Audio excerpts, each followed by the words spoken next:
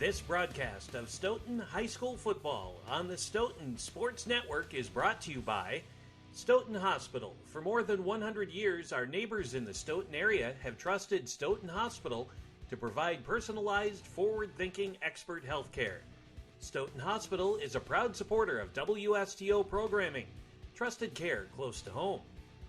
Stoughton Trailers is proud to support Stoughton High School athletics. Come join the family. Apply now on our career page at stoughtontrailers.com.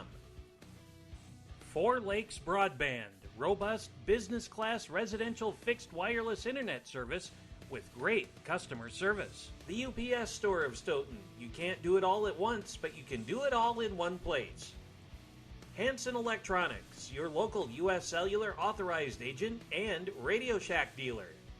And Pizza Pit of Stoughton, fresh, fast, and hot delivery of our great pizzas, sandwiches, chicken, and more. And they are presented tonight by Oak Bank. You can't be the best if you're only the same. OakBankOnline.com. The Stoughton Vikings roll like this. The starting line, Jack Nelson, Gabe Russell, Zach Moline, Brent Griffin, Empey, and Tony Hull are your line. Ryan Alex is the tight end. Connor Knopf is the receiver on one side. Nathan Hutcherson in the slot. Jack Rilling as a wide receiver as well. Quinn Arnott, the running back. Adam Hobson, the quarterback. Sauk Prairie's starting line looks like this. Elijah Mack, Lance Borenhuber, Marcus Hankins, Isaac Breinig, and Colton O's are your linemen. And then the receiver for them, Benjamin German. Dayton Gett is their tight end. Tyler Usselman is one of their wingbacks. Brooks Leister, another one. Garrett Hertzfeld, the fullback, and Parker Breinig is their quarterback. Sauk Prairie 6-3 on the year. Stoughton 7-2. It's a 6-3 matchup respectively in Division III of the high school football playoffs as we get set tonight for action here at Collins Field in Stoughton. Jimmy Kuska here with Mike Stassi. Coach, we're expecting a great one tonight. Absolutely, and both teams are real excited to be in the playoffs. And like you said, it's level one. Here we go. The national anthem about to be performed here at Collins Field.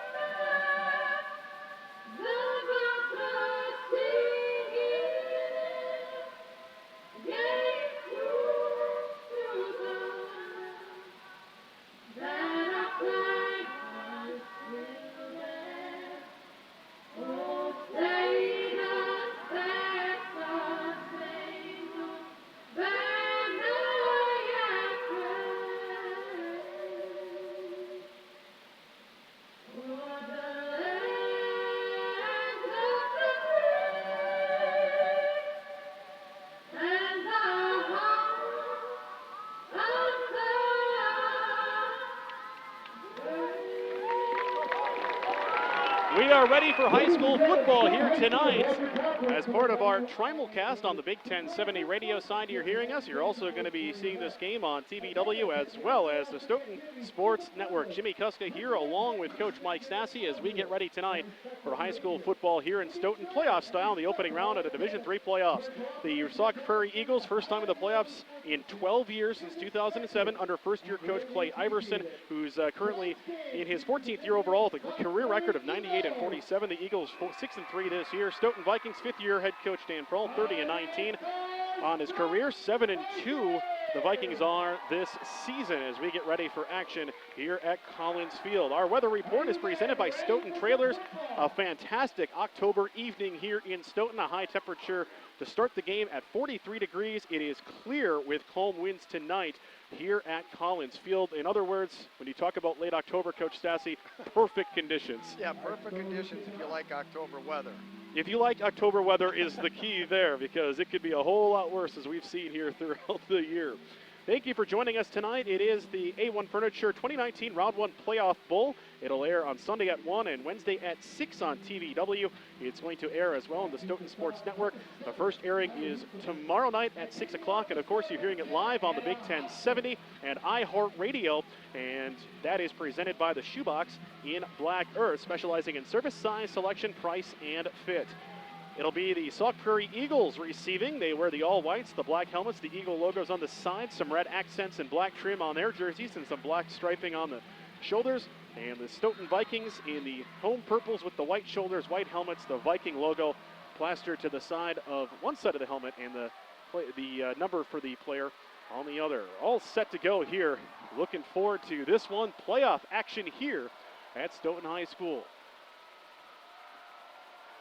Lining up to kick it away, the Vikings. The left foot is in, and this one is going to be a short kick that's going to go out of bounds on the near side. And that will be a procedure penalty, and that will give the Sauk Prairie Eagles pretty good field position to start the game. Yeah, absolutely. And I don't know if they were just trying to squib the ball down there, but took a bad bounce, got out of bounds, and Sauk Prairie is going to start with the ball on the 40-yard line. Adam Hobson was the kickoff there on the kickoff. And I think they're opting to re-kick it. They're just going to move them a few yards back.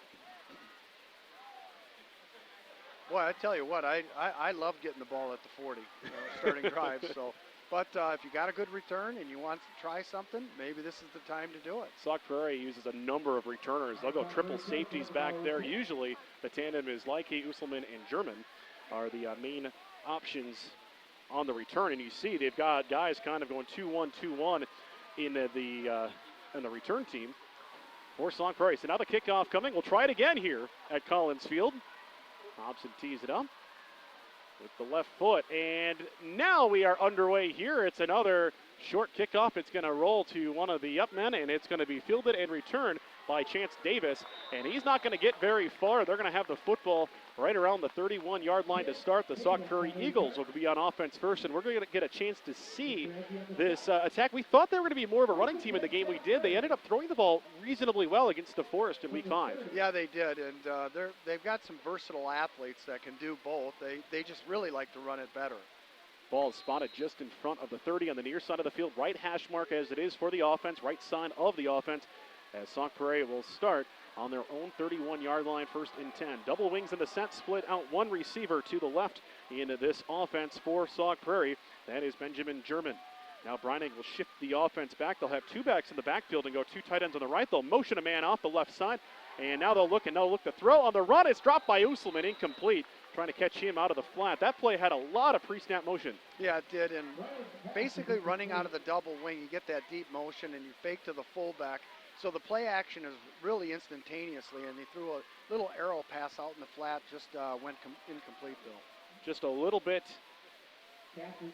past the fingertips of Tyler Usselman, and now it'll be 2nd down and 10 for Sauk Prairie on their own 31 ball. The right hash mark, right side of the offense. That's the near side of the field as the Eagles move left to right. Breinig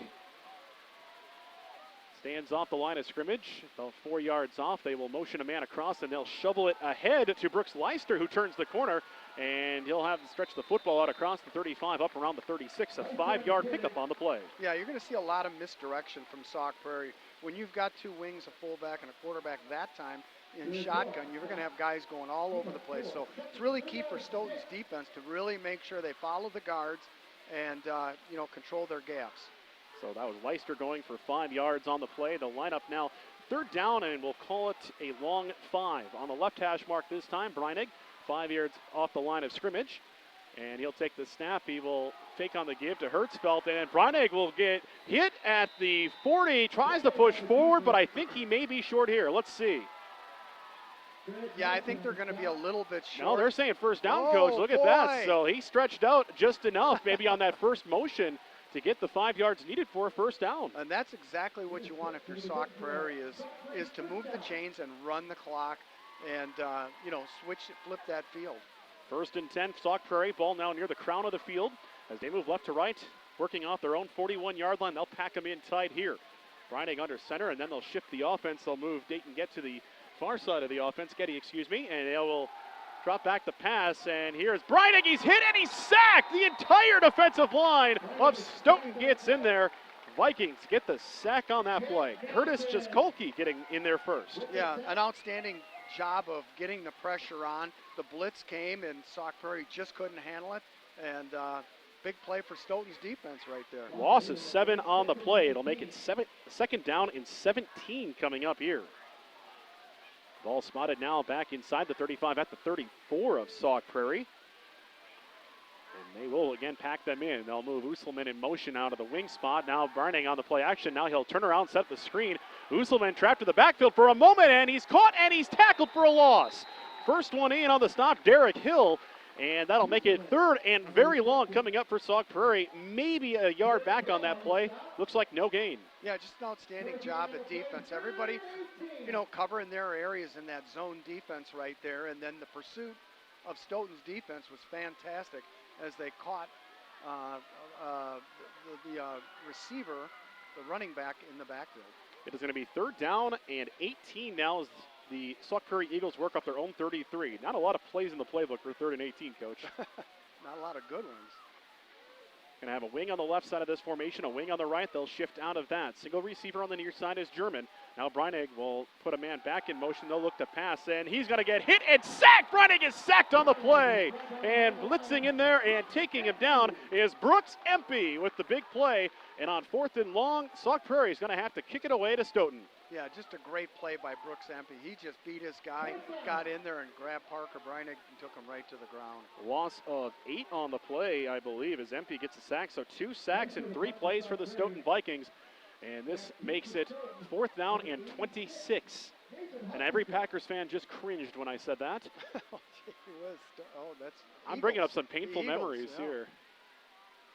Going to kick this one back to Stoughton. Here's the kick. It's angled away from the returners on the play. It's giving it a chase is Jonah O'Connor, and he's going to let it roll. And Stoughton's going to have good field position at about their 36-yard line to start the Vikings with 8:36 to play in the first quarter in a scoreless game, and Stoughton will get their first crack at it on offense. Well, we talked about Adam Hobson and what he brings to this offense, and what he brings his athleticism to a very important position on the field. Absolutely, and he's got a lot of experience. He played a lot last year, started there, and to be honest with you, I mean, he's been working with a lot of the athletes around him for 2 years now, and it's really paid off.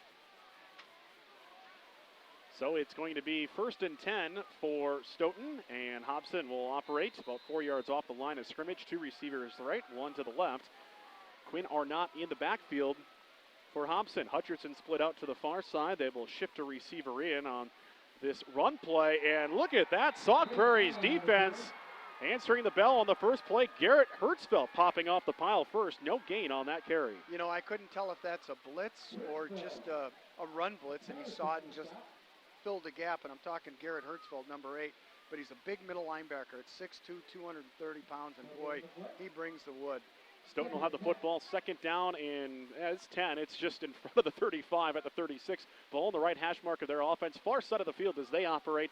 4 minutes into a scoreless playoff game between Stoughton and Sauk Prairie. Stoughton with the football. The Vikings go trips right, single receiver near side. Quinn Arnott is the running back for Hobson. Hobson standing 3 yards off the line of scrimmage at pistol depth. They'll run the option to the near side. They'll pitch out as Arnott tries to turn the corner. He gets turned back in, gets past 1, steps down the near sideline and gets taken out of bounds at midfield. Made a move near the line of scrimmage, and there is a flag on this play, but at the moment, a pretty nifty run of about 14 yards. Yeah, Quinn Arnett was really caught in the backfield, but he made that little stop jump cut back to the inside and then got back to the outside. But there was a flag, and it was holding on Stoughton. Yeah, holding is the call. Stoughton going to be a penalty officially of 4 yards, but it does wipe away a 14-yard run. The holding call was upfield a ways, and they'll spot the ball just in front of the 30 of Stoughton at about the 32-yard line, so a 4-yard holding penalty because it goes from 1st and 10 to 2nd and 14, or 2nd and 10 to 2nd and 14.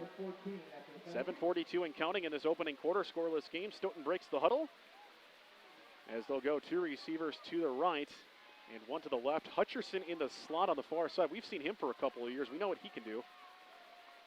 They'll try to get the ball in his hands. Arnott.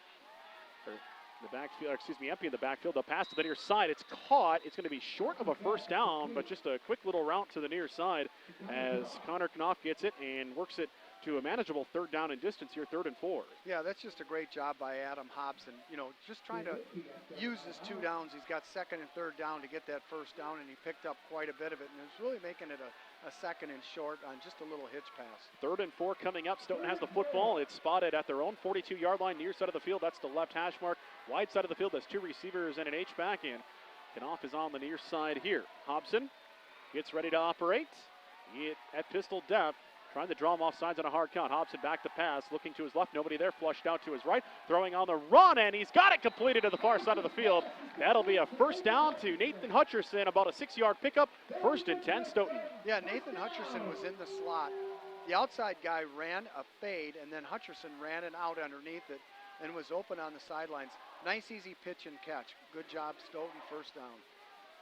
So the Vikings pick up a 1st down on this drive. They'll have the football on their own 48-yard line, 1st and 10. Vikings have 2 right, 1 left. H-back is on the near side of the field as well for Hobson at pistol depth. They will try to give on the play right up the middle, and they'll pick up a couple of yards here. Brooks MP gets it across midfield anyway. Picks up about 4 on the play. It'll be 2nd down and 6.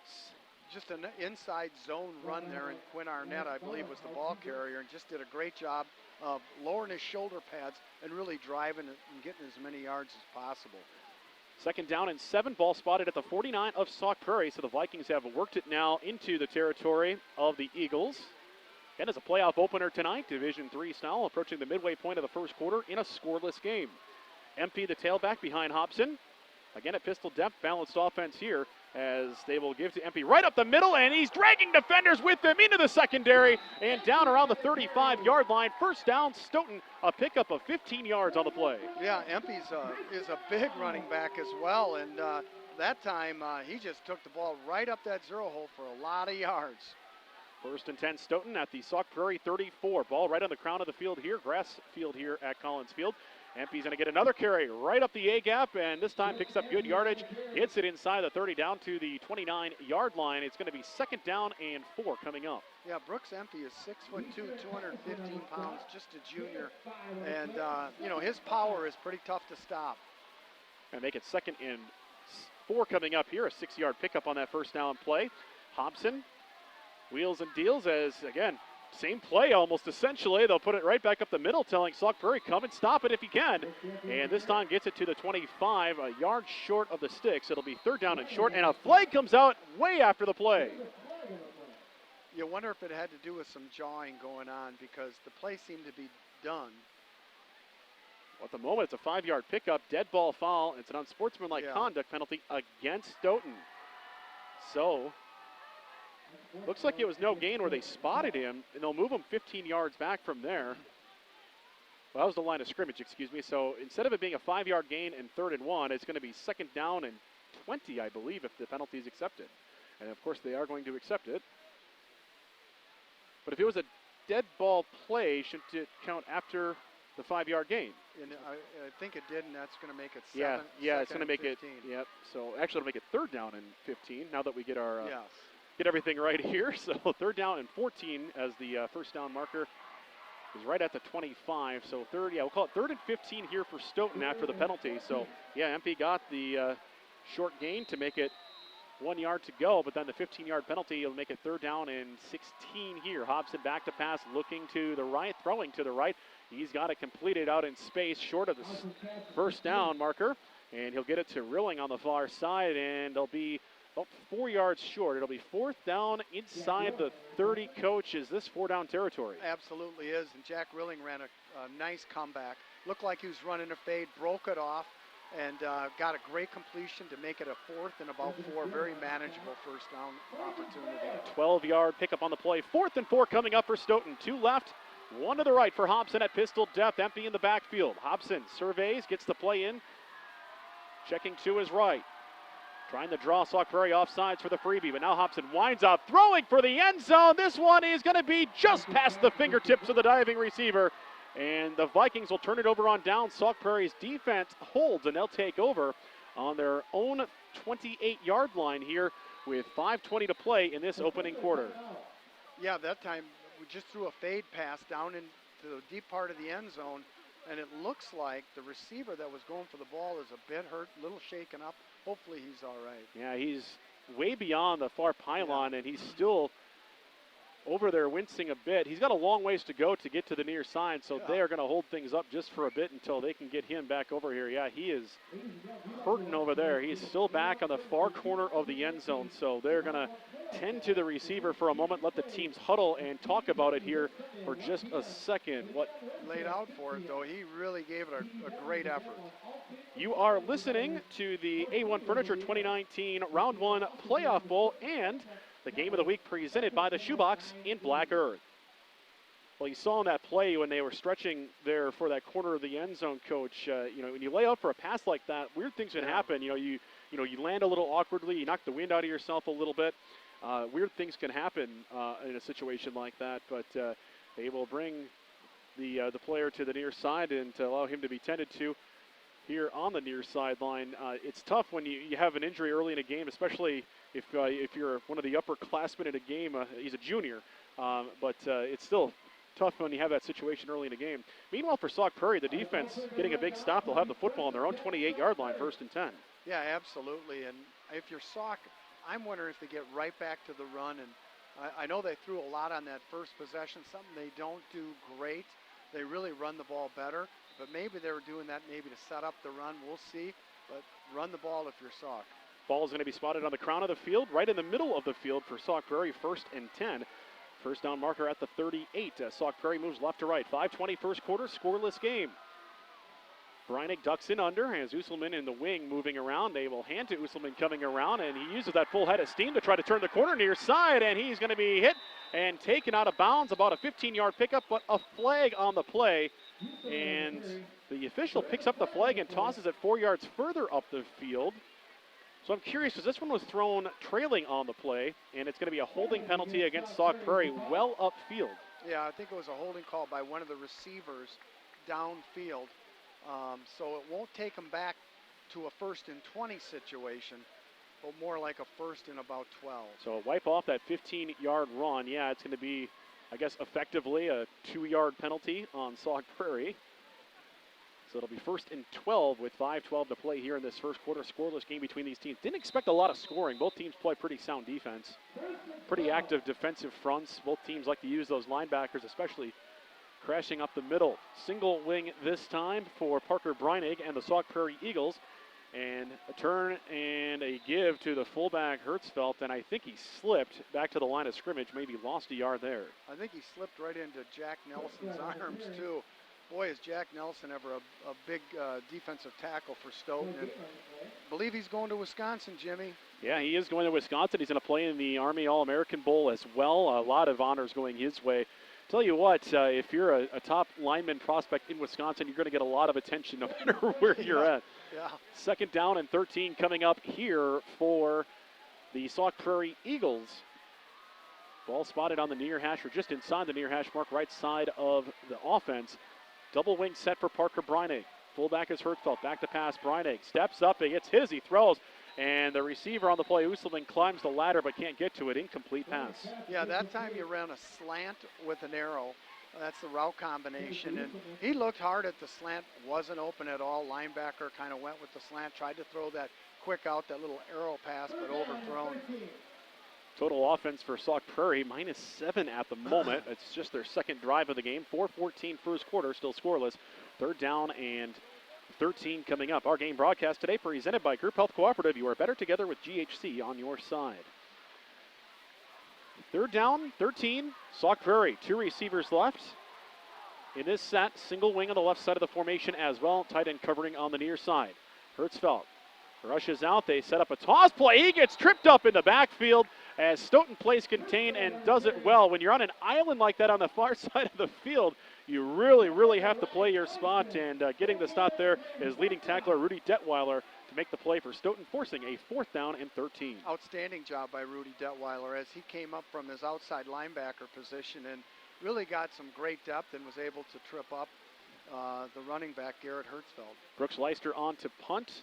O'Connor, the short safety for Stoughton. Looks like Hutcherson back deep, waiting this one. It's a low wobbler of a kick, hits the grass, rolls around the 40, and it's going to camp out right around the 41-yard line. Stoughton's going to have good field position again to start on their next drive with 3:32 to play here in the first quarter. It is still scoreless between Stoughton and Sauk Prairie. Our game broadcast on the radio side, as always, presented by the Shoebox in Black Earth, where the customers are always number one. They represent over 200 major companies, and there's a full-time shoe repair on location. Also presented by Smart Motors, Wisconsin's #1 Toyota dealer. And on the TVW side, Fields Automotive and SUPS bring you the broadcast here today. The A1 Furniture 2019 Round 1 Playoff Bowl will air at 1 o'clock Sunday and 6 o'clock Wednesday on TVW. First and 10, Stoughton on their own 41-yard line to start this drive. A carry is going to go right to the middle. Oh, the fumble! The ball's loose as Empey loses it, and it looks like Sauk Prairie has fallen on top of it. The Eagles say they have it, and they do. Sauk Prairie forces the fumble, and the Eagles will take over at the Stoughton 34-yard line. Just a punch out of the football. It goes flying into the backfield, and everybody was going after it, and Sauk Prairie landed on it first, and they're going to have great field position inside the 40-yard line, inside the 30 maybe. 3:25 to play in the first quarter. Yeah, they're going to have the football at the 34-yard line to start this drive. 3:25 first quarter, scoreless game. Sauk Prairie with their best field position of the night easily. Ball at the 34 of Stoughton as Parker Breinig gets set to go to work here. Double wing, Usselman in motion. They will give to Usselman coming around right side, and he is tackled from behind, and a pretty good stop made on the play by Jack Nelson, who comes across the line to make the hit. It's a pickup of 2, and it'll be 2nd down and 8. That's just an outstanding job by the Stoughton defense, because one of these times Parker Breinig, the quarterback for Sauk Prairie, is not going to give the ball. He's going to keep it and go right around the end, but Stoughton had that covered as well. 3 minutes to play in the opening quarter, scoreless game. Sauk Prairie with the football, moving left to right. Ball on the right hash mark near side of the field, facing 2nd down and 8. Stoughton lining up, 4 down linemen, running a 43 most of the time, but they bring a rover in for this particular matchup, knowing how well that Sauk Prairie can run the football. 2nd down and 8. They'll send Usselman back in motion, and they're going to bootleg to the left. They bring all the motion that way, and now Breinig scoots to the right. He'll throw back across the field, and this one's going to be fielded on the pop-up by Hertzfeld. He's going to be close to a first down. A pickup of 7 yards. It'll make it 3rd down and 1. Well, it was a great job by Parker Breinig, the quarterback of Sauk Prairie. He tried to roll out to his left. He couldn't do it, had to run all the way back to his right and then threw to the receiver over on the left side. Hertzfeld then was wide open because the flow was chasing Parker Breinig to the right. 7-yard pickup makes it 3rd down and 1 at the Stoughton 25-yard line. Ball on the left hash mark this time. 2 minutes to play in the opening quarter. Single receiver is German on the near side. Double wings for Parker Breinig and the Eagles. Stoughton crowding the line as Breinig just tucks his head down, pushes forward, and I think he's going to be close here. Maybe it looked like the pile moved a little further initially. And now the official says 4th down. He's going to be short. They're going to swap the ball right in front of the line. They have to get about 2 feet here, so 4th and inches. And once you know that, the Eagles are probably going to go for it here. Yeah, just a quarterback sneak, but that wasn't fooling Stoughton as they had 9 guys right there up by the line of scrimmage. Yeah, and some of those guys are pretty big. Jack and Barrett Nelson right there in the middle. Brooks Empey playing the line as well. Curtis Jaskulke, the other tackle. And we go to work here with a 4th and short coming up for Sauk Prairie. Breinig under center. Double wings in this set. Hertzfeld the fullback. Stoughton showing blitz again. Here goes Breinig. Tucks his head and pushes. Still pushing. And now the officials on the sides run out at the 24. And if that's where they spot it, it's going to be pretty close to a first down. And now they say, yes, first down, Sauk Prairie. Boy, this is exactly what you want when you're Sauk Prairie is to get a situation where you get a fumble and you're taking the time off the clock. You're going to shorten this game, and all you got to do is score 1 or 2 times because your defense is really solid. First down and 10, Sauk Prairie at the 24 of Stoughton. A minute to play here in this opening quarter between Sauk Prairie and Stoughton. Again, a scoreless game. Ball spotted just between the crown of the field and the left hash mark here for Sauk Prairie. Double wings. They put the receiver on the left side of this formation, the short side of the field. They will send one of the wings in motion. Breinig's on a throw, looking back to the corner into a crowd and reaching up and grabbing it. Touchdown, Sauk Prairie. Dayton Getty grabs it, and Sauk Prairie strikes first in this playoff game. Outstanding job. That time we saw 2 Sauk Prairie receivers in the same exact area, no farther than 5 yards apart, which then brought a couple Stoughton defenders right in that area as well, but Sauk went up, got the ball, and scored a touchdown. And on the try, the extra point is going to be Kenneth Vasquez. 5'10", 225-pound senior. He wears the number 74, so you wonder what kind of kicker he is. Well, straight in, one step, the toe into the football, and it is good. Sauk Prairie 7, Stoughton nothing, with 45 seconds to play in the first quarter. You are watching the A1 Furniture 2019 Round 1 Playoff Bowl and listening to the high school football game of the week presented by the Shoebox in Black Earth. Well, we saw the touchdown play there. Threw it kind of into a crowd in that back left corner of the end zone. Breinig, stepping back, got a lot of motion going over there. 3 defenders in the vicinity, and then Getty just reaching up and grabbing it out of the sky. That's a pretty athletic play right there. It's very athletic, and it was a great job because he high-pointed the football, and that's what you teach your receivers to do when it becomes a jump ball situation. 45 seconds to play in the first quarter as Sauk Prairie takes the 7-0 lead on Stoughton. It's pretty interesting when you talk about this matchup. We kind of expect it to be a little bit lower scoring, and that's what we're getting so far. Sauk Prairie 7, Stoughton nothing. 45 seconds first quarter as the 24-yard pass play goes from Parker Breinig to Dayton Getty, and that is how we get the scoring started in this one, Coach Stassi. Yeah, absolutely. That's a great start for Sauk Prairie. And like we talked about earlier, they have a very solid defense. So that's what they needed was the lead. They needed to bleed the clock down and keep the ball out of Stoughton's hands. Here comes the kickoff. This one's going to be a slow roller, and Stoughton covers it up at the 44-yard line, 45-yard line. So I don't know if they're trying an onside kick there or what, but it rolls right to the Vikings. And, well, Stoughton's going to have excellent field position to start here. Yeah, they are, starting at their own 45-yard line. And that's what you probably don't want to do is give them great field position. Stoughton's very capable offensively, as we've seen through the year. I mean, you talk about the quarterback, Hobson, 1,600 passing yards, 600 rushing yards coming in, 10 touchdowns passing, and 18 rushing touchdowns for Hobson. 1st and 10 for the Vikings. Jack Nelson, the future Wisconsin Badger, the left tackle in this set. There's an H-back just behind him as Hobson stands 3 yards off the line of scrimmage. Surveys the defense, and now they're going to run an option to the near side, trying to stretch the play out to the near side, and this one is going to be taken out of bounds as the Vikings pick up about 3 as that was Derek Hill getting the carry to the near side. Actually, going to give him a few more. He got spun out ahead of the 50 across into Eagles territory at the 49, a 6-yard pickup. Yeah, Derek Hill is only a sophomore, 5'7", 160 pounds, but he just showed right there on that run, that outside run, that he has some great quicks.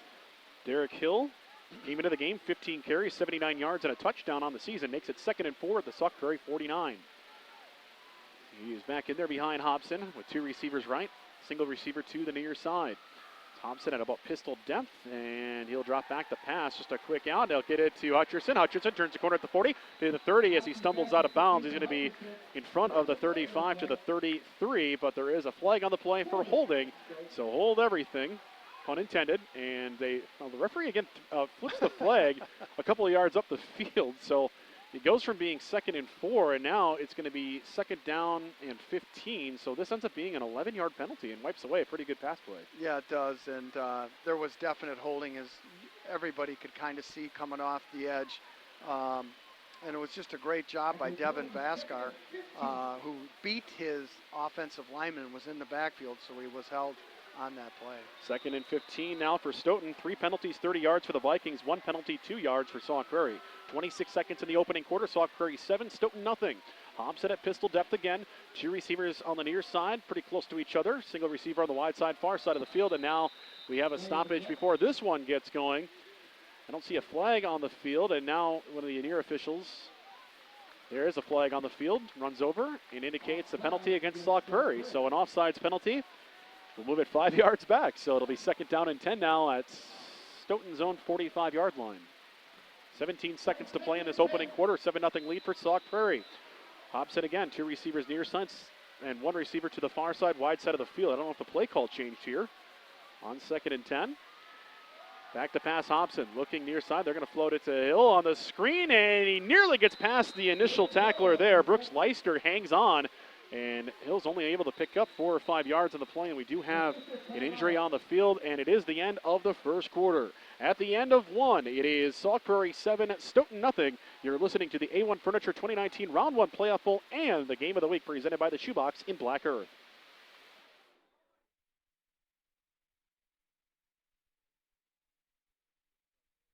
Looking for employment? Ready to brag to your friends about bringing your skills to the next level? Step up to Stoughton Trailers.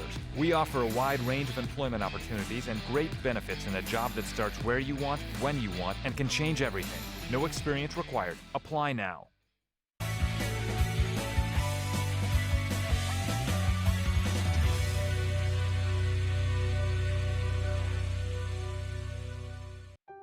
At Stoughton Hospital, you're always more than just a patient. Let our award-winning staff show you the best possible care, starting with accepting all area insurances.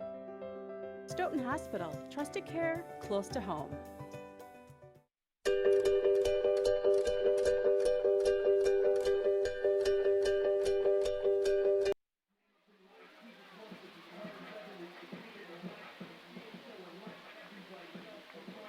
Welcome back to Collins Field here at Stoughton High School. It is 7-0 Sauk Prairie leading Stoughton as we begin the second quarter. Yardage in the first quarter, Sauk Prairie 30 passing, -3 rushing for 27 total. Stoughton 32 passing, 30 rushing for 62 total yards in that first quarter. Vikings will have a 3rd and 4 coming up at the Sauk Prairie 49-yard line after the 6-yard pickup on the, or the 4-yard pickup on the screenplay. I'm sorry, they flipped field, of course, so right at midfield, it tricks you a bit. It's going to be 3rd and 6 now at their own 49 as they move left to right as we begin the second quarter. Game broadcast presented by Habitat Restore. Update your home with one-of-a-kind finds. Visit Habitat Restore, Dane County. 2 receivers right, 1 to the left here for Hobson. 3rd down and 6 on their own 49. Ball right in the middle of the field. No logos at midfield here at Stoughton High School. Hutcherson motions across to the near side, wide side of the field. We'll have 3 receivers over on this near side. Hobson throwing across the middle. It's up, and this one, I think, is actually hauled in. They're going to say a catch. I don't know how he brought that one in, but a great job on the pass reception for Stoughton. Just a great route right there. Nice little post route. And Hobson did a great job of locating the receiver and throwing it as a perfect strike right there. So they'll move it from their own 49 to the Sauk Prairie 37-yard line. A 14-yard pass pickup on the play to Knopf. It'll be 1st and 10 Stoughton, and the give will go left side. Looks like MP in there again, and he'll bully his way for a few yards. But a 5-yard pickup, and it'll be 2nd down and 5 Stoughton. Well, one thing I've noticed, Jimmy, is Quinn Arnett's the running back, and he's been on the sideline since the first series. Then they stuck in a sophomore, Derek Hill, and he was just hurt on the last series. So I wonder if there's a running back problem. I know Empey's in. He fumbled, though, earlier in the game, so maybe Stoughton's got some injuries at running back. So a 5-yard, or excuse me, it'll be they're going to mark it as a 3-yard pickup only by Empey on the play. So it'll be 2nd down and 7 as they move the football just inside the 35 to the 32. Here's the pass. Hobson hit as he throws. This one's up for grabs, and this one is deflected away, incomplete. Nearly an interception back there by Sauk Prairie. Otherwise, it's good defense by Leike, and that'll make it 3rd down and 7. Yeah, what a great play by Jay Leike. I thought he had that interception, but to be honest with you, I thought Hutcherson at the end, I thought maybe he was going to come up with for the touchdown. So did fall harmlessly, 2nd and long. Hutcherson's such a weapon in this offense. We've seen it for 3 years now in varsity. Yes. What a weapon he is. So quick, it's going to be quick. Yeah, you got to have quicks. Going to be 2nd down and 7 after the, or 3rd down and 7, excuse me, after the incomplete. And there's a penalty on the play, and I guess I must have missed the flag somewhere. I didn't see the indication from the officials, but it is against Sauk Prairie. And it's going to be a 1st down Stoughton. So as we were discussing there, they'll move it from the 33 to the 18, a 15-yard penalty against Sauk Prairie. So it'll be 1st and 10 Stoughton at the 18-yard line. They'll ride on the option play, try to give it to the outside, trying to turn the corner with it on the near side for Stoughton as they will rotate in some running backs. Empey is going to get the carry, and he's going to be close to another 1st down. In fact, he's got it, a 13-yard pickup to the 5. 1st and goal, Stoughton. Nice job by Adam Hobson, because that was definitely a read play right there. And he was thinking of keeping it, but he saw that it was really open right there for Empey, so he gave it. And it'll be first and goal from the 5 from Stoughton. Off the right hash mark, 2 receivers left, one of the right pistol depth. MP, the running back, they'll give to him right up the middle and hit right at the line of scrimmage. Colby Elsing and others in on that stop. Colton Owes gets the tackle there as well. Yeah, absolutely. Great play by Sauk, really standing strong in their gaps, and they need to right now because Stoughton is threatening on the 5-yard line. No gain on the play. Going to make it second and goal off the 5-yard line. Ball again to the right hash mark with 10:17 to play in the second quarter. 7-0 Sauk Prairie with the lead on Stoughton, with the Vikings looking to answer here. MP behind Hobson, 2 receivers to the right on the short side of the field. As Hobson gets the snap, he will fake to MP. Now flush out of the pocket. He's going to scramble to his right, pushes for the pylon, diving for the corner of the end zone. And they are going to say out of bounds at the 3, maybe the 2-yard line, as he tried to leap over and hit the pylon on the near side. Well, he was looking to pass the ball right away. He saw a pocket where he could run, and so he took off with it. Hobson, we're talking about, the quarterback. Sauk did a great job of getting him before he can get in, though. 18 rushing touchdowns this year, so you know he's certainly capable on the scramble. It's going to be third and goal from the 2 off the right hash mark here. Big play. As Stoughton breaks the huddle, they're going to pack him in tight here. Power backfield here. Power I with the fullback shifted to the left side, wide side of the field. Empty, the tailback in this play. Hobson ducks in under center. He will turn and he will hand to Empty, trying to bounce it to the outside. Sauk Prairie's going to get it before he gets there. Leister pops up, a 1-yard gain by Empty. It's going to be fourth and goal from the 1 for the Vikings. I don't know if a play can get bigger. This is a big play in a big situation here. Stoughton wants to score to really draw this score to 7-7, but we'll see. It's going to be a long fourth and goal from the 1. 9:31 to play in the second quarter. A 7-0 game. Again, power I with the fullback shifted to the left of this formation. Hobson will duck in under center. Everybody in the box on this play for Sauk Prairie. Hobson on fourth and goal from the 1. Turns, gives to Empty, crashes into the line. Touchdown, Stoughton! The Vikings score on a 1-yard plunge by Brooks Empty. And it's a 1-point game with 9:17 to play in the second quarter. Well, you got to love it. A power I backfield. You're sending a lineman and a fullback right in those B gaps, and then giving the ball to Empty, who's 215 pounds as well. And they just powered it in for the score. So the Vikings set up on a 15-yard penalty against Sauk Prairie to get them new life on this drive. Drawn within 1, and now Hobson will attempt the extra point out of the hold of Hutcherson on this play. Left-footed kicker, Hobson gets the kick. It's blocked as Sauk Prairie blocks the extra point. And the score remains Sauk Prairie 7, Stoughton 6 with 9:17 to play here in the second quarter. This is the A1 Furniture 2019 Round 1 Playoff Bowl and the Game of the Week presented by the Shoebox in Black Earth. Well, we saw Empty in that power I as he crashed through. We see here the Sauk Prairie touchdown, the pass into the end zone caught by Getty, and then for Stoughton getting this play right here, just the crashing power play as Empty just barrels into the end zone. I mean, it just cleared a lane for him to crash through there and get the score. So Empty using that big frame of his to bully his way in there and get the touchdown for Stoughton. It is 7-6 now, the score, with Sauk Prairie in the lead with 9:17 to play in the second quarter. Stoughton will kick off here. 7-6 the lead. Sauk Prairie leading Stoughton. The Vikings just scored on a 1-yard touchdown plunge by Brooks Empey. And for Empey, his 7th rushing touchdown of the season on the game. 8 carries, 42 yards, and a score in relief of Quinn Arnott. And I did have that fumble that then got turned around and led to a touchdown for Sauk Prairie, but gets some redemption there as Hobson now tees it up, and he will get set to kick this one deep. A trio of returners back for Sauk Prairie, like Usselman and German, await this one. We haven't had a deep kickoff yet in this game. And we're not going to get one here either as this one rolls along the grass. And up back for Sauk Prairie is going to take it, and they're going to have pretty good field position here. Will Sauk Prairie. The Eagles will have it at their own 44. 1st and 10 with 9:11 to play in the second quarter. Our game broadcast here on TVW, presented by Fearing's Audio and Video, Dale's Heating and Air, and 10-Pin Alley. On the radio side, presented by Oak Bank. You can't be the best if you're only the same. OakBankOnline.com. And by the Shoebox in Black Earth, your full-service family shoe store. First and 10, Sauk Prairie moving right to left off their own 44-yard line as the Eagles leading by 1 with 9:11 to play here in the second quarter at Collins Field in Stoughton.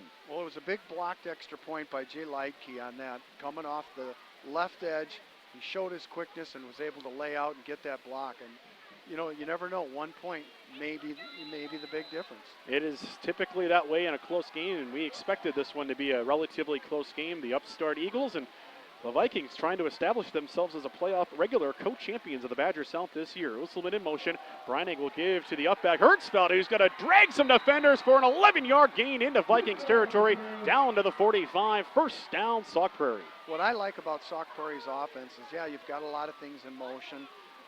You don't know who's got the ball, but all their backs really run out their fakes, so you really don't know. You better cover your assignments. Hertzfeld, second team All-Badger North a year ago, two-time All-Conference member, and one of the team's many scholar athletes. First and 10, Sauk Prairie at the Stoughton 45. Breinig under center, double wings in this set.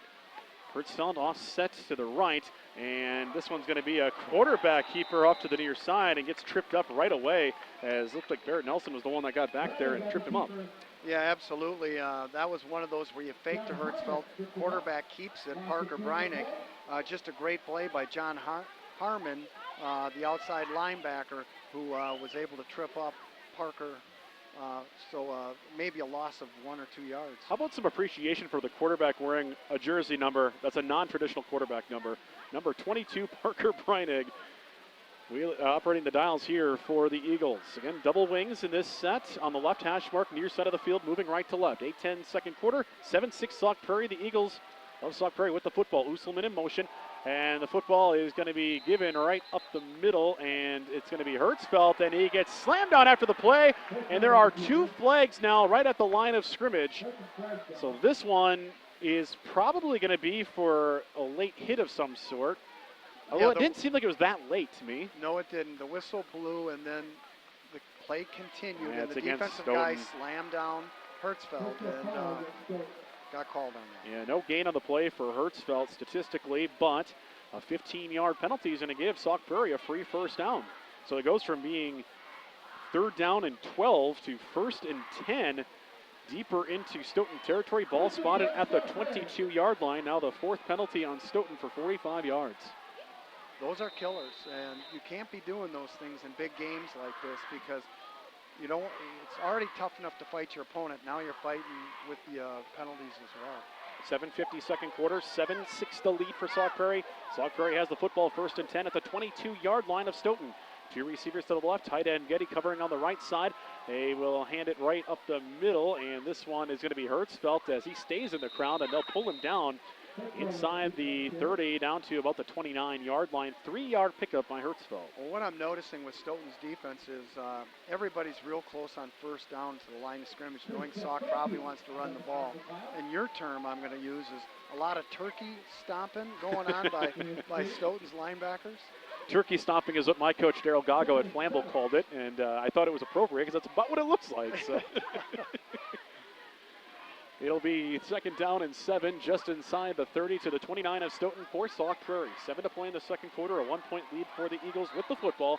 And now they'll be in the double wing, and we're going to get a stoppage here. Timeout, Sauk Prairie. Took some time to get that play in, and they'll pause to think about it with 6:57 to play in the second quarter. A 7-6 lead for Sauk Prairie. You are tuned in here to the A1 Furniture 2019 Round 1 Playoff Bowl and the Game of the Week presented by the Shoebox in Black Earth. I tell you what, this game we knew was going to be physical. Yes. We knew that it was going to be, ball control, and we're seeing it play out. There's been big plays, but nothing that's like 50 yards downfield. It's been big plays with, getting the penalty or getting a key first down or getting a 4th down stop. And those are the things in playoff football. Those are the things that all of a sudden become magnified on such a greater order once you get to this stage. Well, I'll be honest with you. Stoughton looks a little bit out of sorts, and Sauk looks like the team that's had more experience. Yeah, 7-6 lead for Sauk Prairie over Stoughton here. They huddle up on the timeout by Sauk Prairie.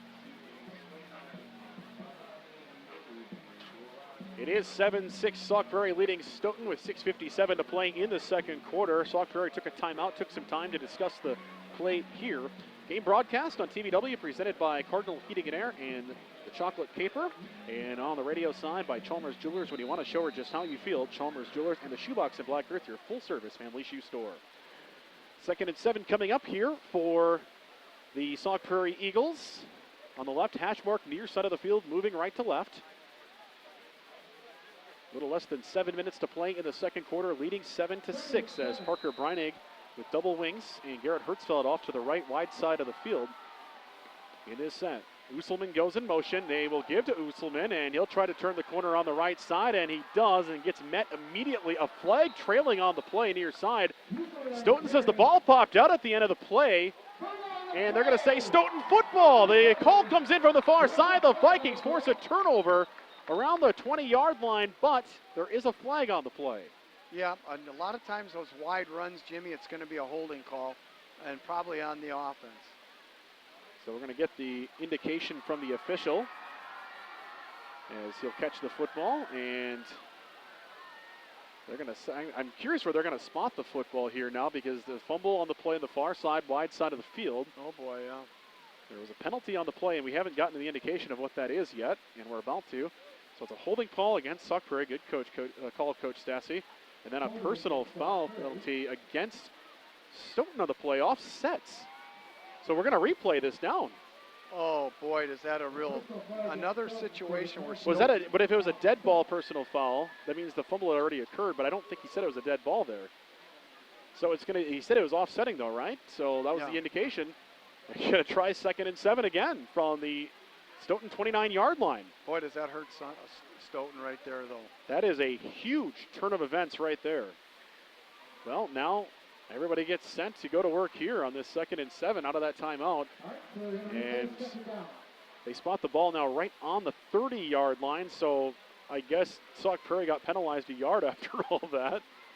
I think I wouldn't mind being penalized a yard if I got the ball back. Right, yeah, so it's supposed to be 2nd and 7, but 2nd and 8 off of Stoughton's 30-yard line on the near side of the field, left hash mark, as Sauk Prairie goes back to that familiar double wing. And boy, Dan Paul really wanted an explanation. Yeah, he's out to the numbers trying to get the explanation, claps the hands and says, get to work, guys. And here we go. 2nd down and 8 now for Sauk Prairie after all that. And they'll put 2 backs in the backfield and an H-back on the right side of the formation. Breinig is under center, facing 5 down linemen. They will give to Usselman running behind that wall on the right side, and had a hole for a minute, but the Vikings defense converges. Going to be about a 4-yard pickup for Usselman, maybe a 5-yard gain, and it'll be 3rd down and short. Yeah, Usselman hits the hole hard, though. He sticks it up in there hard, and that's what you want as a downhill running back, and pick up those tough yards inside. Usselman, 2nd on the team in rushing attempts on the year, and you see why there. 3rd and 3 coming up now for Sauk Prairie. Again, back to the double wing as Breinig under center. Usselman in motion. They will give on the quick hitter to the fullback right up the middle. Oh. And we're going to get flags after the play. So it was, at the moment, about a 1-yard pickup, and it looked like Stoughton's defense had forced a 4th down. No gain on the play by Hertzfeld, but some more laundry. Yeah, it's going to be interesting where they call it. Looks like Stoughton feels like it's called on them. Yeah, dead ball foul. Personal foul again against Stoughton. And now, because they're at the 25, it's half the distance to the goal, so it'll be 1st down and 10 Sauk Prairie at about the 12-yard line. And this is exactly how you don't want it to go if you're Stoughton, because you're hurting yourself. And we just talked about that, how it's tough enough to fight your opponent. Now you're fighting with flags and turnovers and everything else. Sauk Prairie leading 7-6, 6 minutes to play in the second quarter. 5th penalty, 57 yards in penalties against the Vikings. Ball at the 12-yard line, right in the middle of the grass field here at Stoughton as Sauk Prairie moves right to left. Double wing here, single back is Hertzfeld. They'll shift out of it, and now there's a lot of confusion. As Stoughton's on the near side calling for the flag, a lot of confusion on the play. They're going to try to stretch it out with Leister, who pushes forward. There is a flag on the play, but I don't think it was for the pre-snap motions, as Leister stretches maybe a yard on the play, but it looks like a penalty here against Sauk Prairie on the near side. Yeah, I believe it's a holding call again on the edge. What Sauk Prairie's doing is they're running that jet motion, handing the ball and trying to reach that outside defender and hook him, and they're getting called, and I believe it's their 2nd holding call in the same play. Yep, so this one's going to be an 11-yard penalty, the flag just behind the line of scrimmage. So it's going to make it first down and 21. The first down marker is at the 2. So 4 penalties for 33 yards against Sauk Prairie. So now we are at 90 yards of combined penalties in the first half. 5:37 second quarter, 7-6 the lead for Sauk Prairie on Stoughton. Make sure you tune in to TBW on Sunday at 1 and Wednesday at 6 for the A1 Furniture 2019 Round 1 Playoff Bowl. Single receiver, German split way out to the right far side of the field. Double wings here for Breinig. Hertzfeld, the fullback, just to the right behind Parker Breinig. Usselman goes in motion around, and they will run the triple option here. Breinig gets spun down off the edge, and a flag thrown at the end of the play. Jack Nelson comes up, pointing to himself for a moment. No gain on the run, but there is a penalty on this one, and usually when you see something like that, it's going to be, holding. So right on the edge there. I think Stoughton thought it was against them for a face mask or something in that area, but instead it's a penalty against Sauk Prairie for holding, and this will move them 10 yards further back. As the flag, actually, this one again a yard deep into the backfield. Right. So 24-yard line. The line of scrimmage is at 23. Well, that time they ran at And Jack I think they're declining the penalty. So, Yeah. Well, that won't add to the penalty yardage. They're going to allow the no gain on the play. So Breinig picks up nothing on the play. He's got 7 carries, minus 11 rushing, as sacks count as rushing yards in high school football. Second and long off of the Stoughton 23. They have to get to the 2-yard line, so second and 21 for Sauk Prairie. Double wing, single receiver to the near side. Breinig ducking under. Leister comes across, a fake to him, and then they'll give it to Usselman. Kind of a trap play there, trying to counter him and hit him up the middle, but maybe a yard didn't fool the Stoughton defense. No, it didn't. And when you run right at Jack Nelson, just like they did the last play, that is a collision. I wouldn't want him hitting me. And that time, the play before, he hit Parker Breinig and just drove him to the earth. What really about you? hard. What about you in your prime? No, Jack Nelson's a real big kid, and he's a tough kid, and real good football player. So Third down and 20 coming up for Sauk Prairie on the Stoughton 22-yard line. First down marker at the 2. Breinig getting set to work. Officials timeout here with 4:56 to play, and the clock continues to run here in the second quarter. Now they stop it at 4:54, and now the lead official in the game is walking to the near side. And they're changing the clock time is what they're doing. Yep, exactly. They're adding some time back to it. Now it's at 4:45, and now we can go to work. All right, 4:45 on the clock. And Sauk Prairie will line up on third down and 20 on the Stoughton 22-yard line. 7-6 the lead for Sauk Prairie with the football. Double wing for Parker Breinig. Hertzfeld behind him, back to pass, looking to his right, throwing to his right, looking in the end zone for German, collides with the defender, incomplete. Oh, I thought he came up with it, Jimmy. Oh my goodness, he couldn't hang on to it as he ran into the defender. I thought he hauled it in myself, and it's incomplete. So now it's going to be fourth down and 20. This is probably well beyond field goal distance for Sauk Prairie, so this will be another shot into the end zone, I believe, here. Well, just an outstanding job right there by Sauk Prairie, and that with all that play action, Stoughton really can't, get out of the box, and they do such a good job with it. And the one-on-one coverage, and luckily for Stoughton, it was incomplete. 4:26 second quarter, fourth down and 20 on the Stoughton 22. Sauk Prairie going to take another shot into the end zone. New receiver in on the near side for Sauk Prairie, and they're going to look for him here on the near side. And now Parker Breinig's out of scramble. He's in a lot of trouble. Breaks one tackle, tries to get into the clear, breaks another, and then he gets tripped up right around the 12. He picks up 10 on the scramble, but it's going to be first down Stoughton on the turnover on downs. Yeah, just a nice job by Parker Breinig. Honestly, there wasn't anything there, and nobody was open. He did a great job just to, get a 12-yard game to make Stoughton's drive, a little bit longer now. He has 9 yards now on that carry, makes it -2 in the game. 4:16 now left in the second quarter as Stoughton will take over on their own 14-yard line. So a long ways to go for the Vikings, but one thing it does afford you when you have a long field is the ability to chew some clock.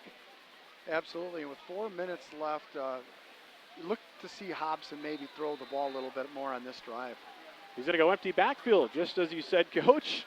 Here on first down, ball on the left hash mark. Stoughton off their own 14, moving left to right. Back to pass Hobson, 3-step drop. He in some trouble, stiff arms one man. Then he's taken down and sacked at the 5-yard line. The Sauk Prairie Eagles defense gets in there for the stop, and it's going to make it 2nd down and very long for this Vikings offense. Wow, that time the defense really caught up to him, and I thought the ball was going to be loose, but Hobson somehow magicianally, I don't even know if that's a word. That's the best word I've heard tonight. Was able to hang on to that football. Obviously, if he would have dropped it, that would have been a huge turnover. 9-yard loss on the play for Hobson. He'll get empty in as a backfield protector on this 2nd down and 19 off of Stoughton's own 5-yard line. 3:38 to play in the 2nd quarter. Stoughton trailing by 1, looking to pass, and this one's going to be up and incomplete. Flags all over the place. It won't be an automatic 1st down because of the distance they have to go, but a 15-yard penalty against Sauk Prairie, as in coverage on the play it was Leitke, and they are going to move this one 15 yards forward. It'll make it 2nd down and 4 if it is pass interference.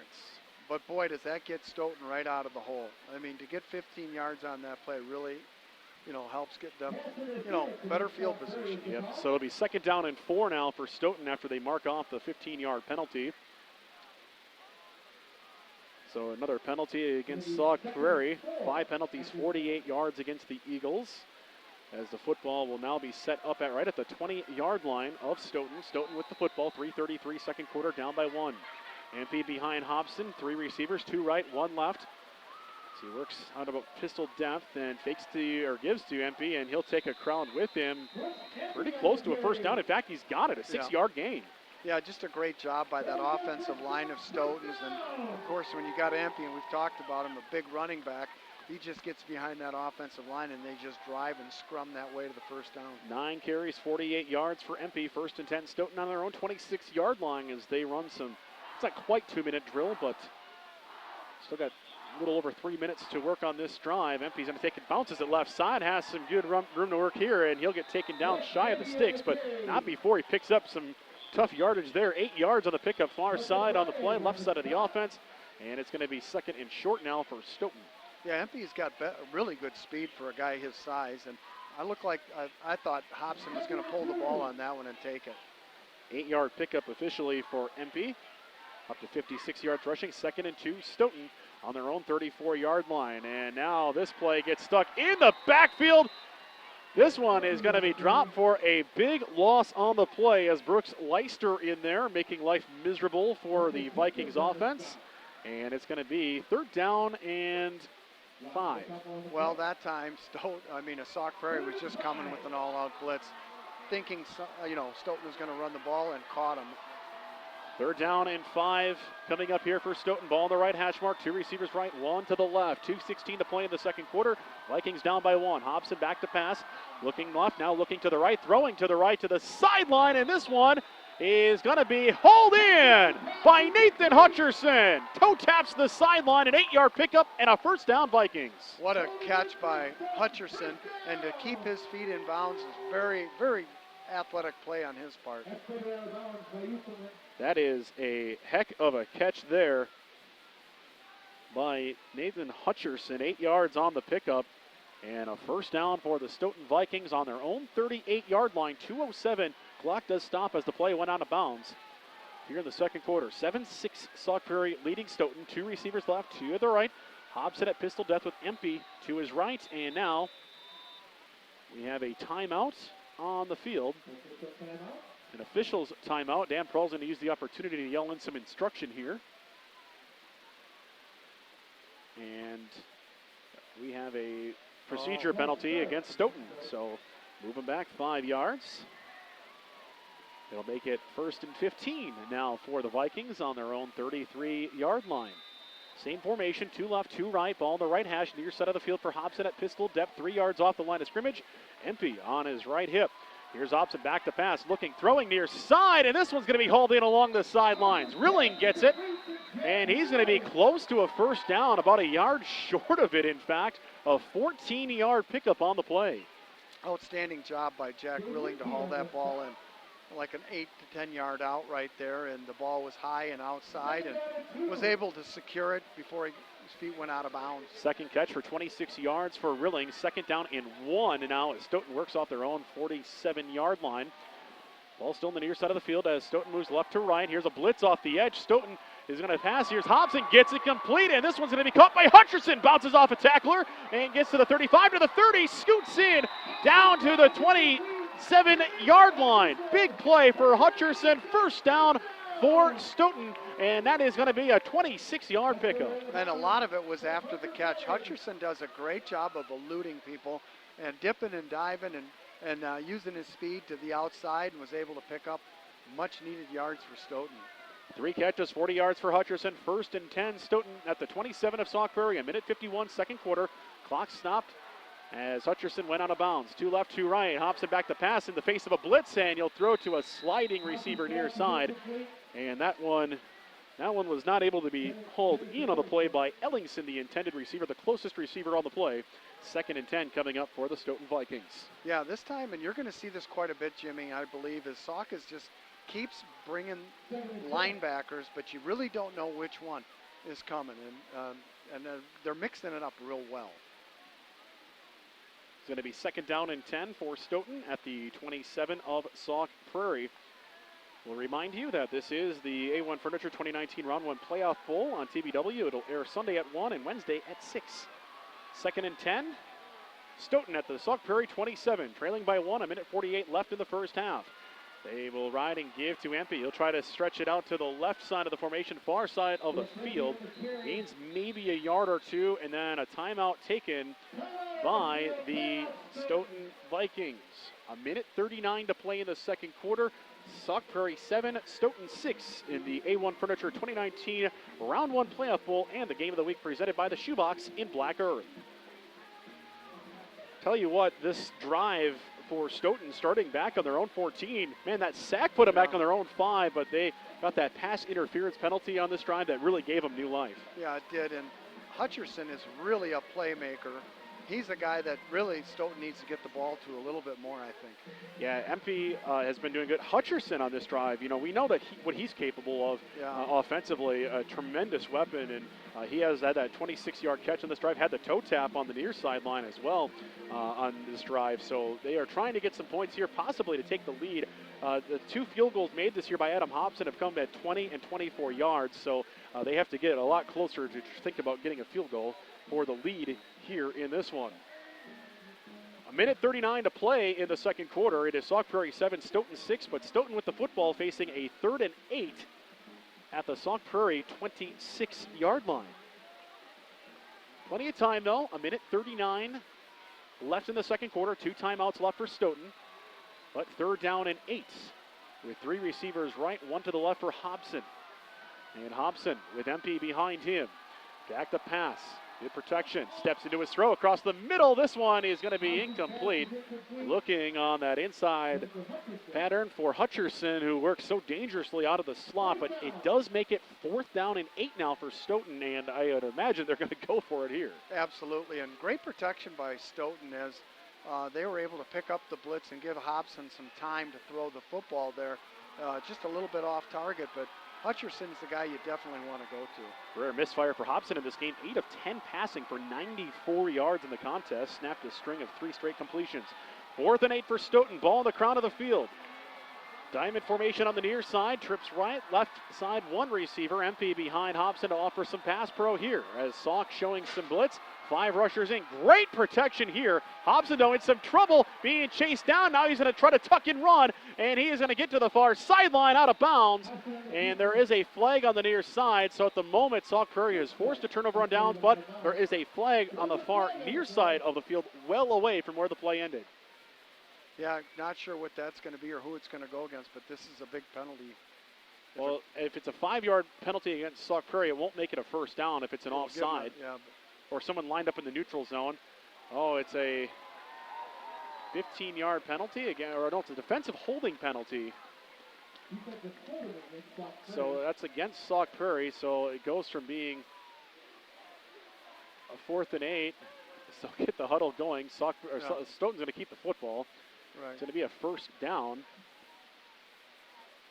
And again, that was well away from the play. So instead of it being a turnover on down, Stoughton will have the football well into Sauk Prairie territory to the 14-yard line. So that ends up being a half the distance to the goal kind of penalty.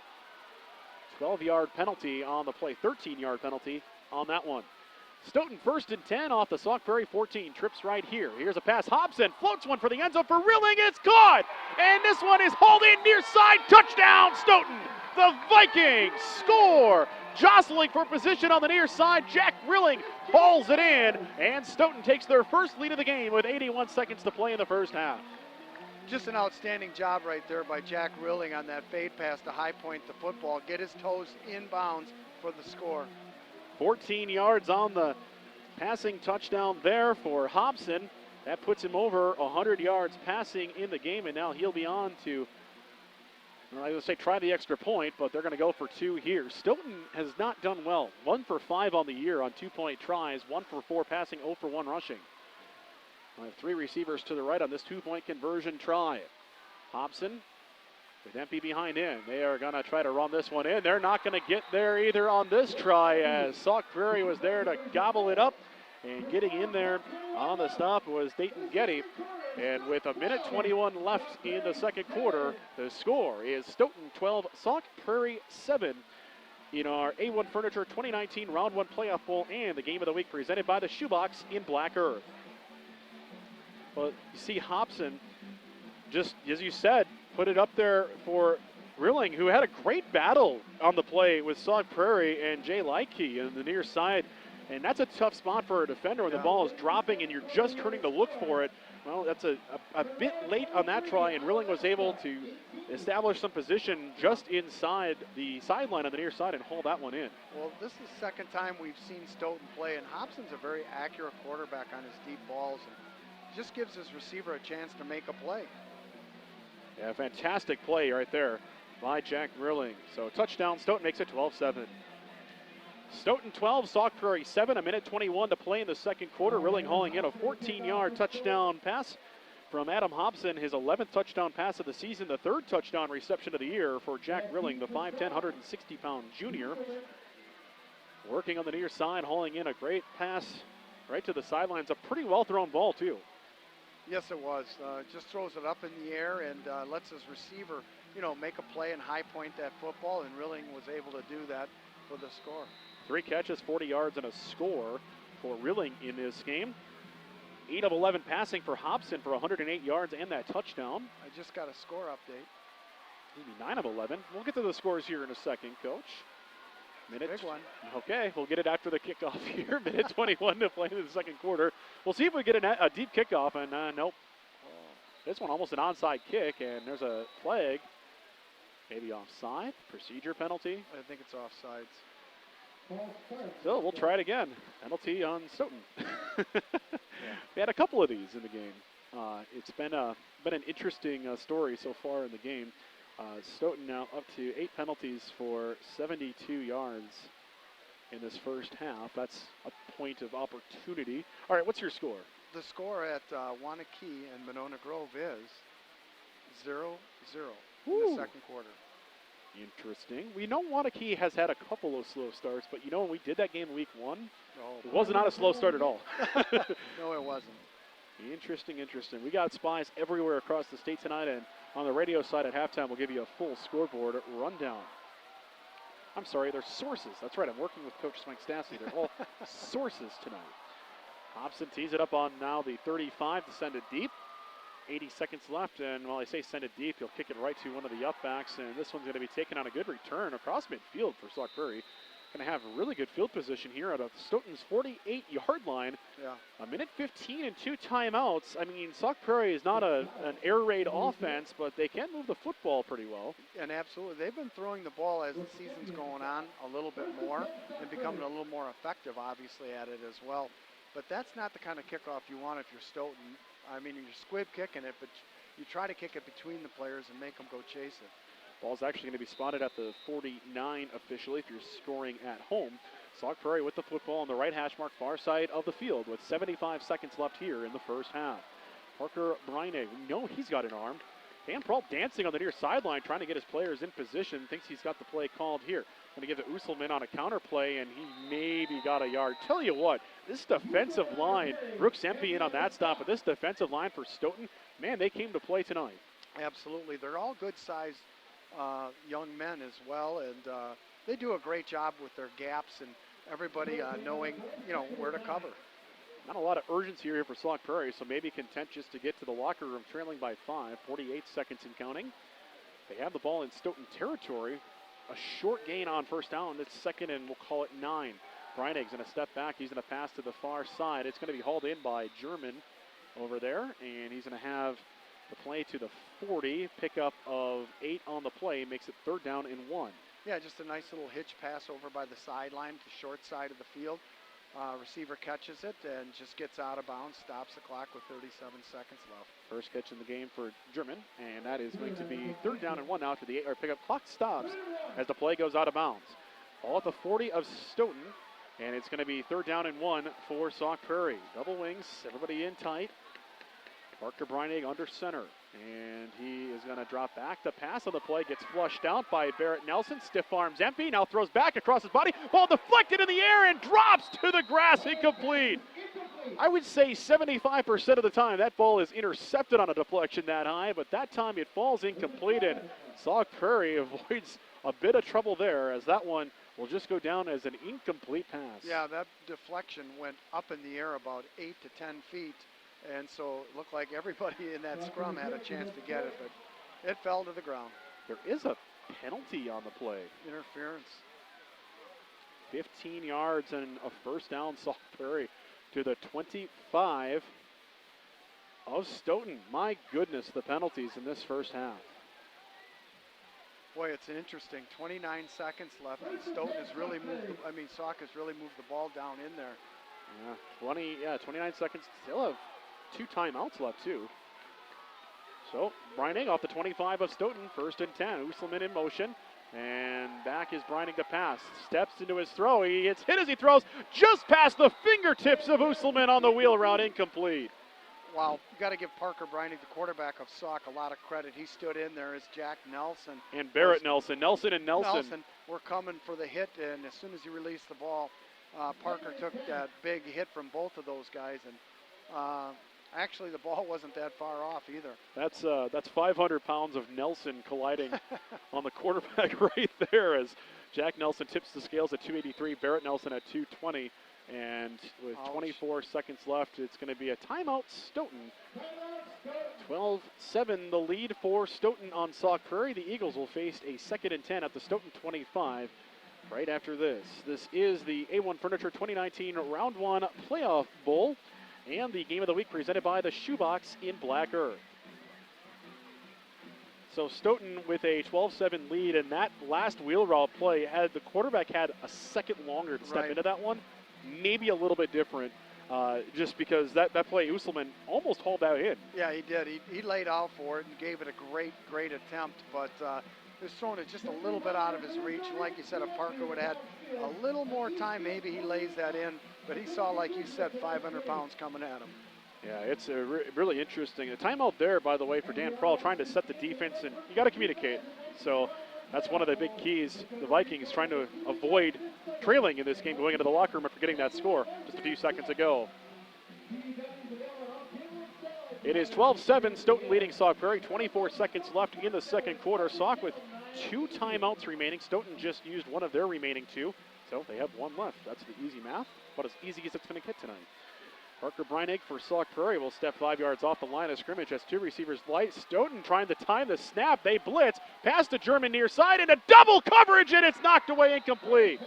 Oh, I thought German had that ball. It looked like it was in his hands for a second, but fell to the ground.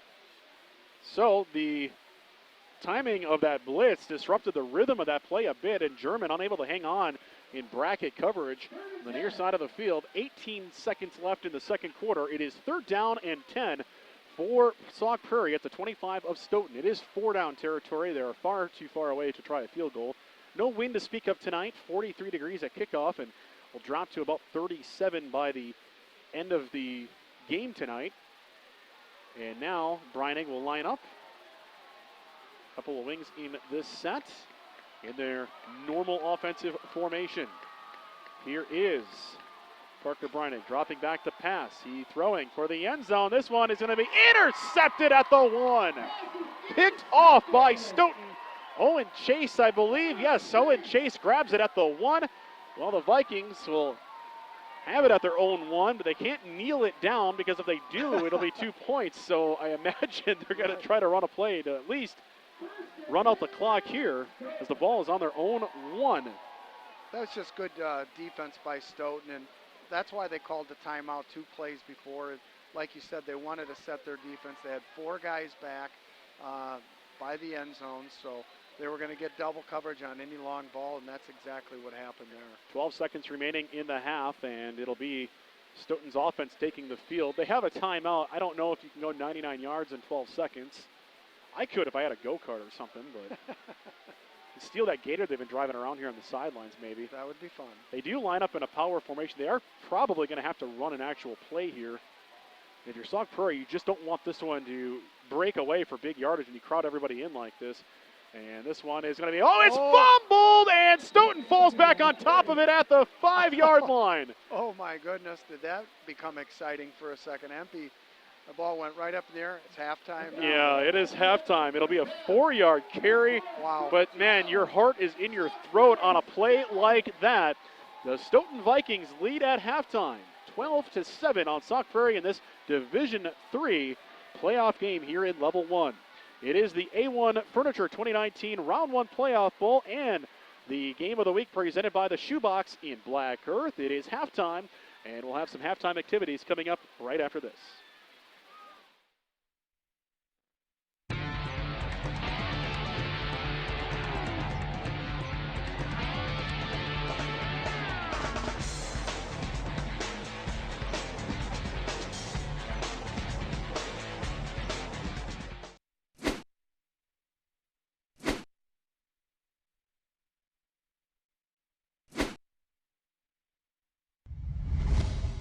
Looking for employment? Ready to brag to your friends about bringing your skills to the next level? Step up to Stoughton Trailers. We offer a wide range of employment opportunities and great benefits in a job that starts where you want, when you want, and can change everything. No experience required. Apply now. Take a step back to yesteryear. Friday nights from 5 until midnight, WSTO will be featuring classic movies, including such titles as The Brain That Wouldn't Die, His Girl Friday, and more. Friday night movies from 5 p.m. until midnight on WSTO TV and online at WSTO.TV. Stoughton Hospital's state-of-the-art Surgical Services Center provides spacious private rooms, skilled surgeons, and a comfortable waiting area where you can easily track your loved one's progress. Stoughton Hospital, trusted care close to home.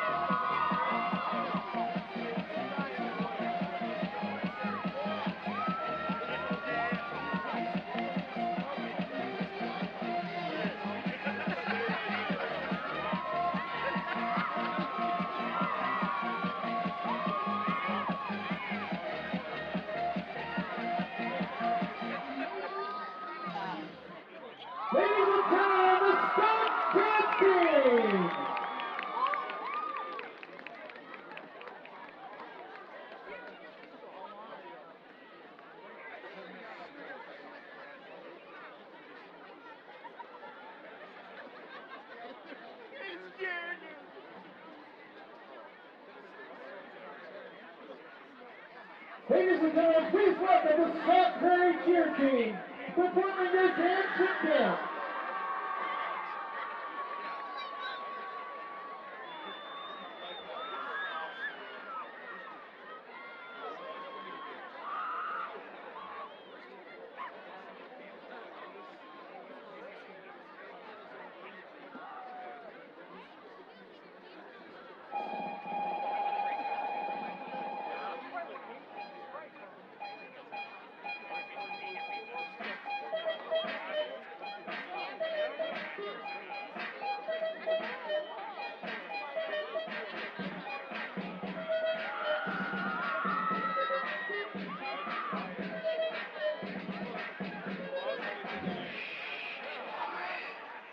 Y'all ready?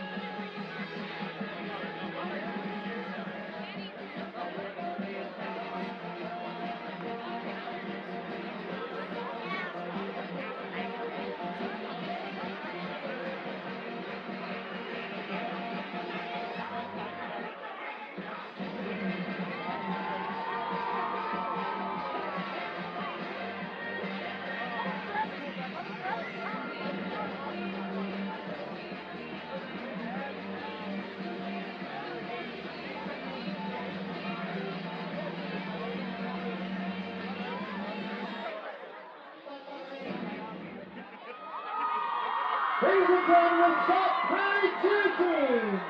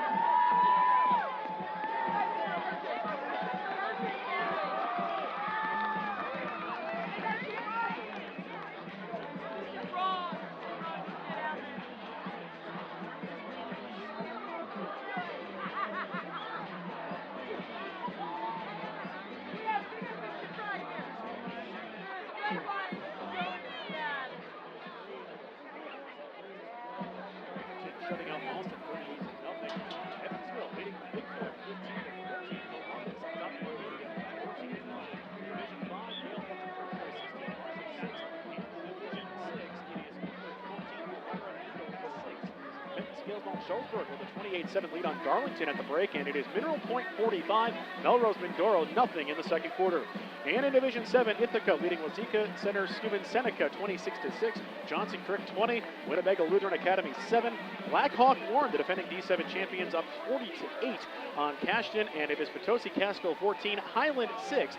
All of those are halftime scores. Right here, it is Stoughton 12 and Sauk Prairie 7. The yardage looks like this. Stoughton 108 passing, 50 rushing, 158 total. Sauk Prairie 38 rushing, 38 passing, 25 rushing, 63 total. Penalty yardage for Stoughton 9 for 87, and for Sauk Prairie 6 for 61. So that is the penalty yardage on the game, or excuse me, the yardage in the statistics here at halftime, as Stoughton got back from down 7-0 to rally to put 2 scores on the board and take the lead at halftime, 12-7. Touchdowns by Brooks Empey, then a touchdown pass from Hobson to Jack Grilling to get them on the board. Sauk Prairie got a 24-yard touchdown pass play to Getty from Parker Breinig. That is their scoring in the game as well. It is halftime on the Big Ten 70, and coming up next will be the second half. This has been the halftime report presented by A to Z Rental. Don't buy it all, rent it all with A to Z Rental, and our scoreboard update presented by Group Health Cooperative. We'll be back right after this with the second half on the Big Ten 70 in the Game of the Week presented by the Shoebox in Black Earth.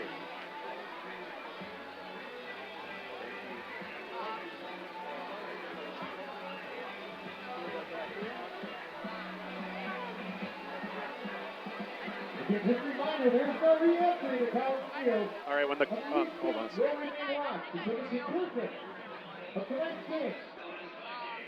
Derek, when the clock says 1:10, I'm going to start for the halftime stats. So if you're hearing me, Derek, I'm going to start talking.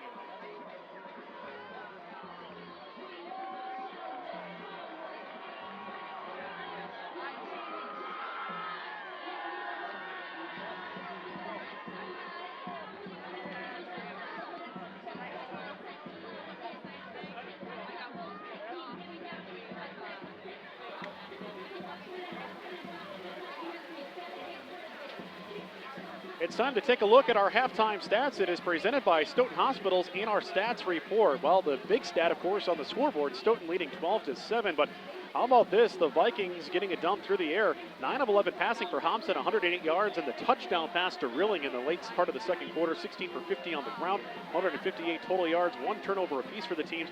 Stoughton's got a bit of the penalty bug, though, in that first half. 9 for 87. On the Sauk Prairie side of things, well, they just haven't been able to get a lot done. The rushing total, you got to count the 3 sacks into that, but 18 for 25. Passing-wise, 4 of 10 for 38. A touchdown and an interception for Parker Breinig. And again, just 63 total yards. Vikings defensive front getting it done in this game, though, with the 3 sacks and a number of quarterback pressures, forcing some of those incompletions. But you circle that penalty yardage on the bottom. That's been a big factor in this game so far. Yeah, it has 9 penalties in the first half already. I'm sure that's driving Dan Paul nuts, Stoughton head football coach. We'll get set to begin the second half here momentarily. Again, if you're watching this on the Stoughton Sports Network, the first broadcast will be at 6 o'clock coming up tomorrow night, and followed again by 10 o'clock, and it'll air nearly daily after that for the rest of the week through Halloween.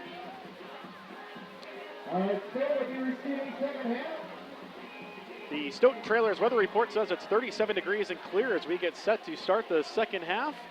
Here at Collins Field, it is Stoughton 12, Sauk Prairie 7 as we begin the third quarter here in this Division III playoff game between Sauk Prairie and Stoughton. Jimmy Kuska here with Mike Stassi on our broadcast. You are listening to it on the Big Ten 70 on the radio side of things and on iHeartRadio if you're streaming it here in the United States or Canada or Australia or New Zealand, I think of the 4 countries.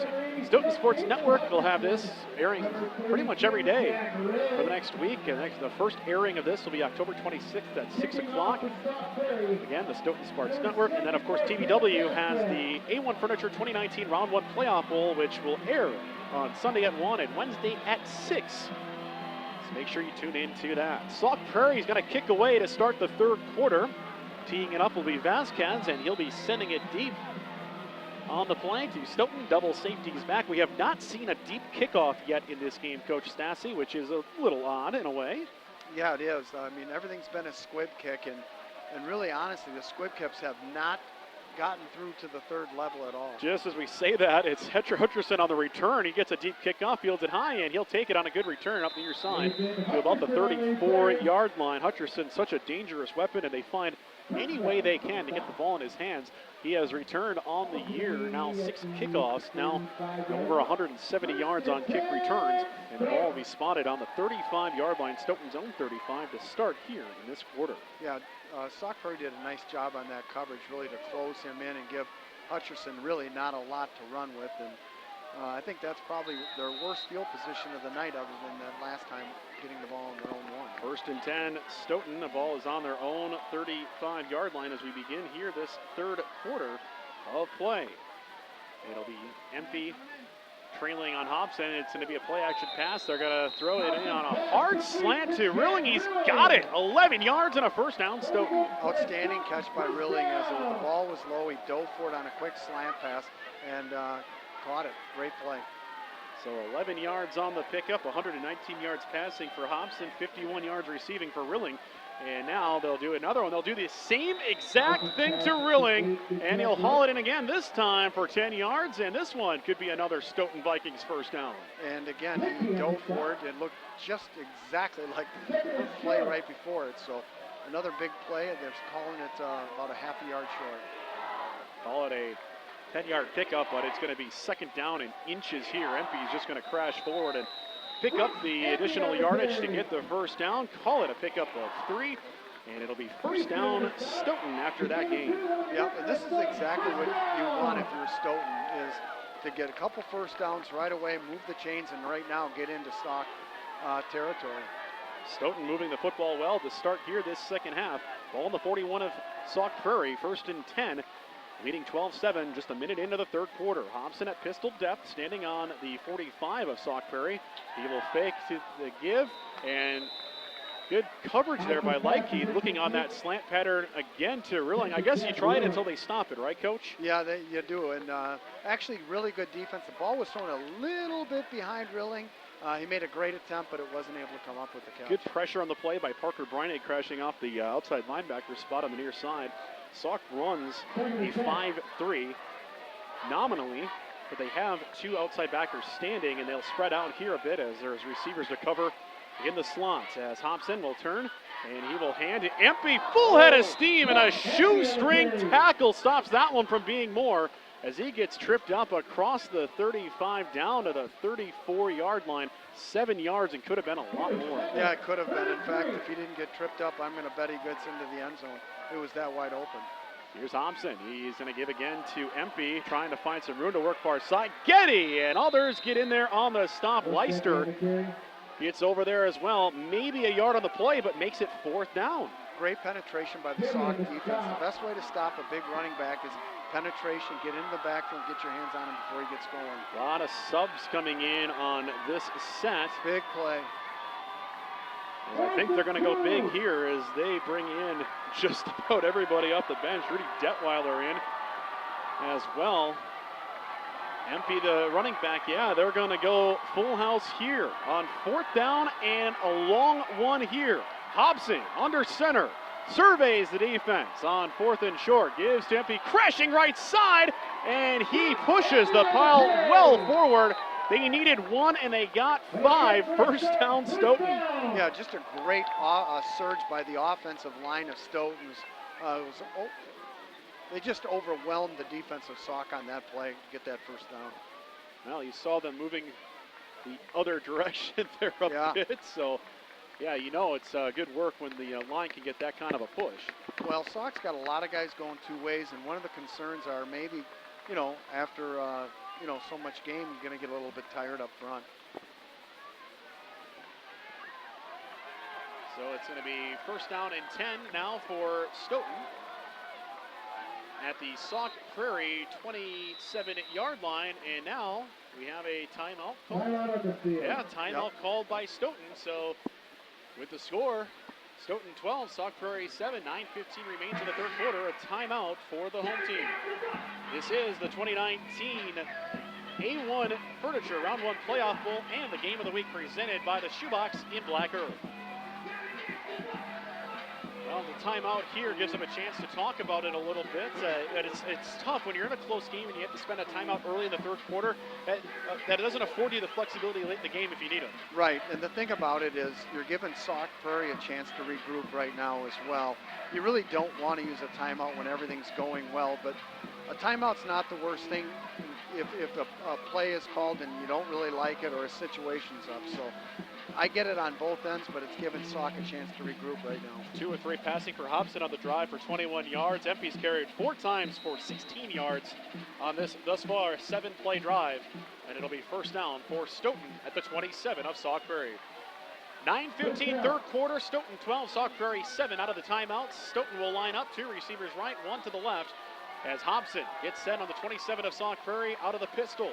MP standing 2 yards behind Hobson. And Hobson gets the football, fakes the handoff. Now he's going to keep it as he'll throw it to his second receiver. This one falls harmlessly to the grass, incomplete in the middle of the field. And had that been a robber zone or something, that one would have probably been a turnover, but instead it will be incomplete. He had the play moving to the near side, coach, and then had to adjust and throw it to the far side. And I think perhaps on that one, when you're just trying to get rid of the football, probably about the best end result there. Yeah, it was, and the ball was very wobbly coming out, making me think maybe his arm got hit or something.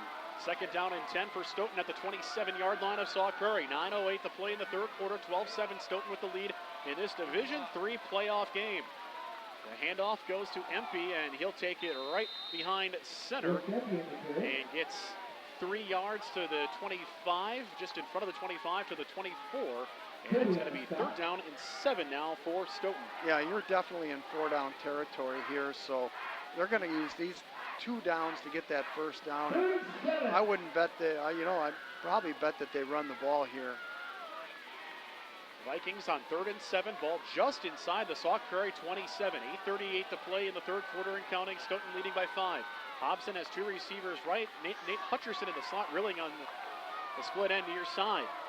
MP is the running back on this play, and they are going to give to him, and he gets caught up in traffic. Still picks up a couple of yards, but it's going to make it 4th down at an interesting distance, about 4th and 4 from here. Yeah, and watch Hutcherson on this play. Him or Rilling, both of them are very quick, got great hands, and when they catch the ball, very elusive. We're going to call it 4th down and 4. Ball is at the 22 of Sauk Prairie. 8 to play in the third quarter, a 5-point game. Stoughton with the lead and the football. They are going to go for it. 2 left, Knopf and Hutcherson in the slot, Rilling to the right, near side, wide side of the field. MP behind Hobson. Hobson gets the football, looking to his right, now throwing to his right, and this one's caught by Rilling, spins off a defender, stiff arms a man into the end zone. Touchdown, Stoughton. A pitch and catch there of 22 yards from Hobson to Rilling for the second time.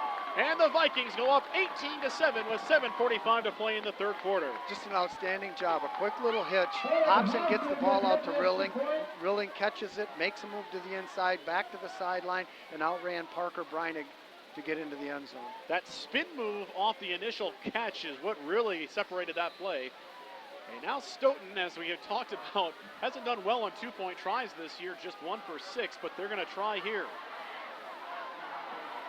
Going to go 3 receivers again, maybe looking to Rilling on the near side, who's got single coverage. Look to the near side, they set up the screen. This one deflected in the middle, but somehow caught and hauled in. Hutcherson bobbles and gathers it in for the 2-point conversion. Wow. 7:45 to play in the third quarter. The Vikings go right down the field and score. They lead 20-7 over Sauk Prairie. This is the A1 Furniture 2019 Round 1 Playoff Bowl and the Game of the Week presented by the Shoebox in Black Earth. What a play here by Rilling on the touchdown as gathers, he gets past a diving defender, stiff arms a man on his way into the end zone, and the 2-point conversion try, Hutcherson was able to gather on that screen pass across the middle in some traffic to pull it in. And for the Vikings, gives them a 13-point lead with 7:45 to play in the third quarter. That's a heck of a play back-to-back by the Vikings. Yeah, it is, and it was a 4th down play as well, 4th and 5. So Rilling had to run his hitch at about 6 yards. So even if he would have been tackled on that, it would have been a first down. But he made a great move and was able to be elusive enough to get into the end zone.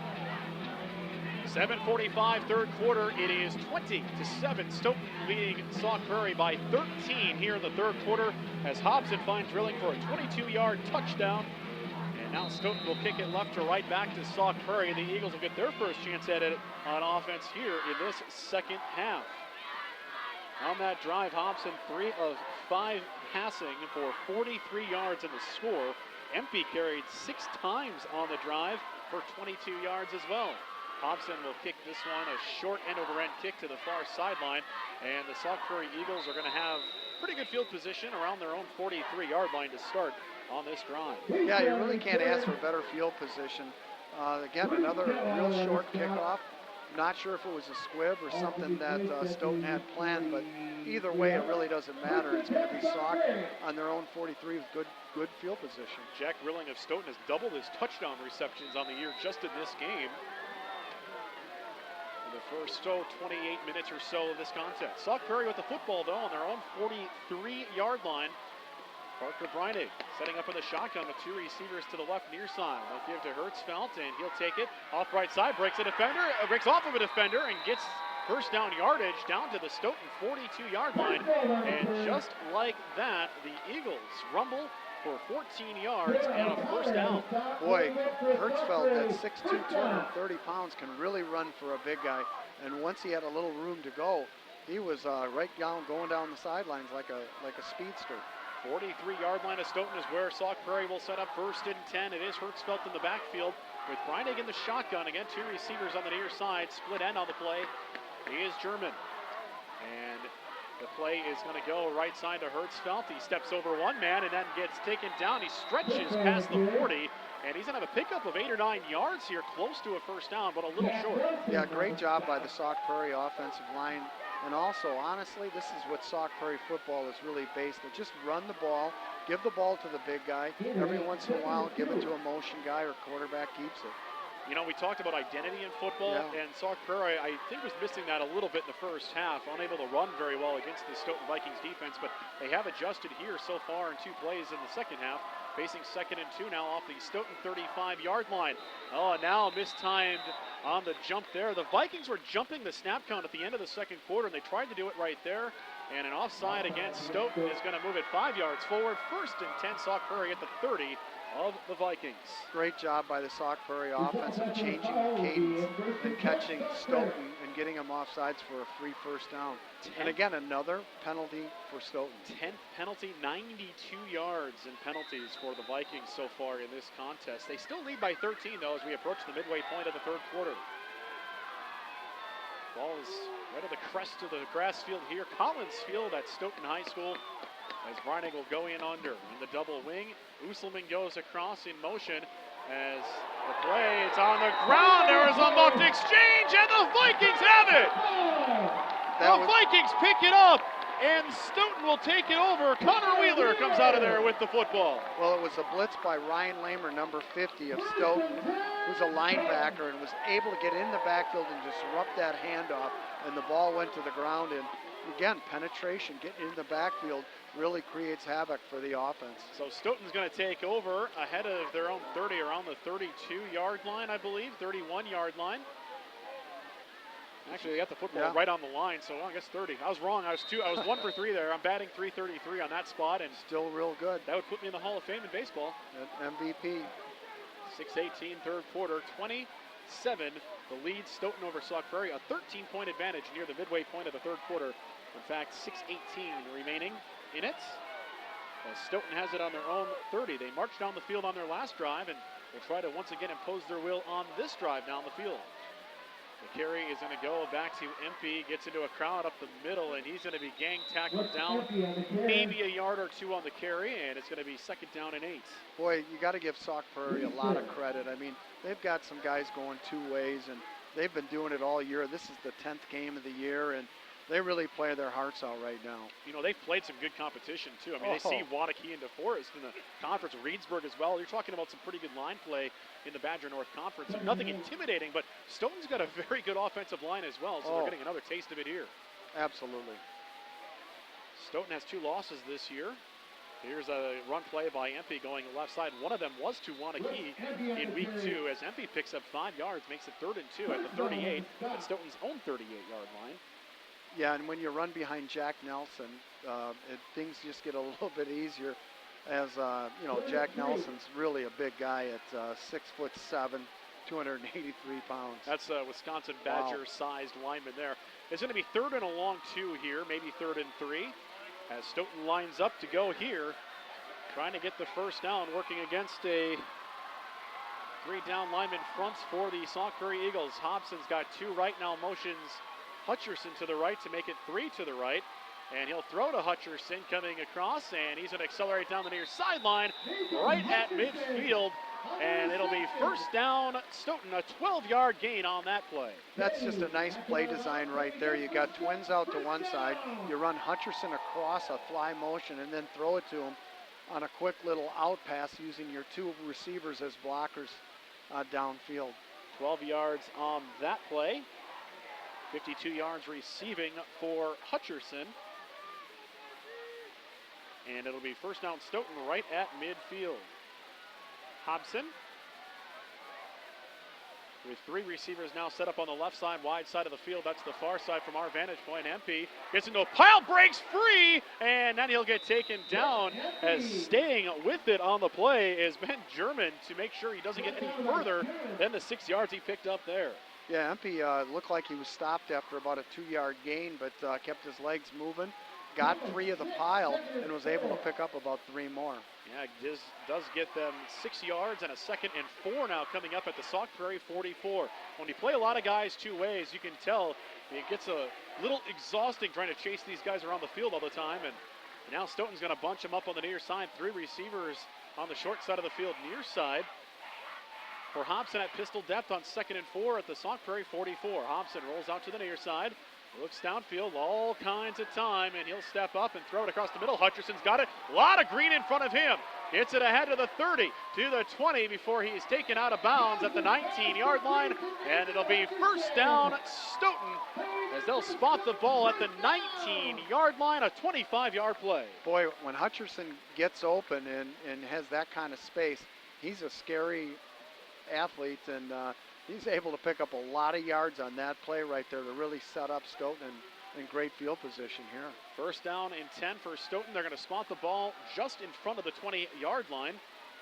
77 yards receiving for Hutcherson in the game. First and 10 Stoughton, as the give will go to Empey off the right side, and a huge hole open up on that right side. Running there behind Empey and Hole, and it's going to be a 7-yard pickup and a 2nd and 3 coming up now inside the 15 to the Sauk Prairie 13. Yeah, when you're able to throw the ball as well as Stoughton does, then you're able to run it too. Empey gets the carry, hit immediately, maybe got a yard or back to the line of scrimmage. It's going to be 3rd down and 3 coming up now for the Vikings. Empey at 93 yards rushing on 23 carries. Great job by the Sauk Prairie defense as Hertzfeld, middle linebacker for Sauk, blitzed on that play and was able to get Empey into the backfield. 3 minutes to play in the 3rd quarter. It is Stoughton 20, Sauk Prairie 7.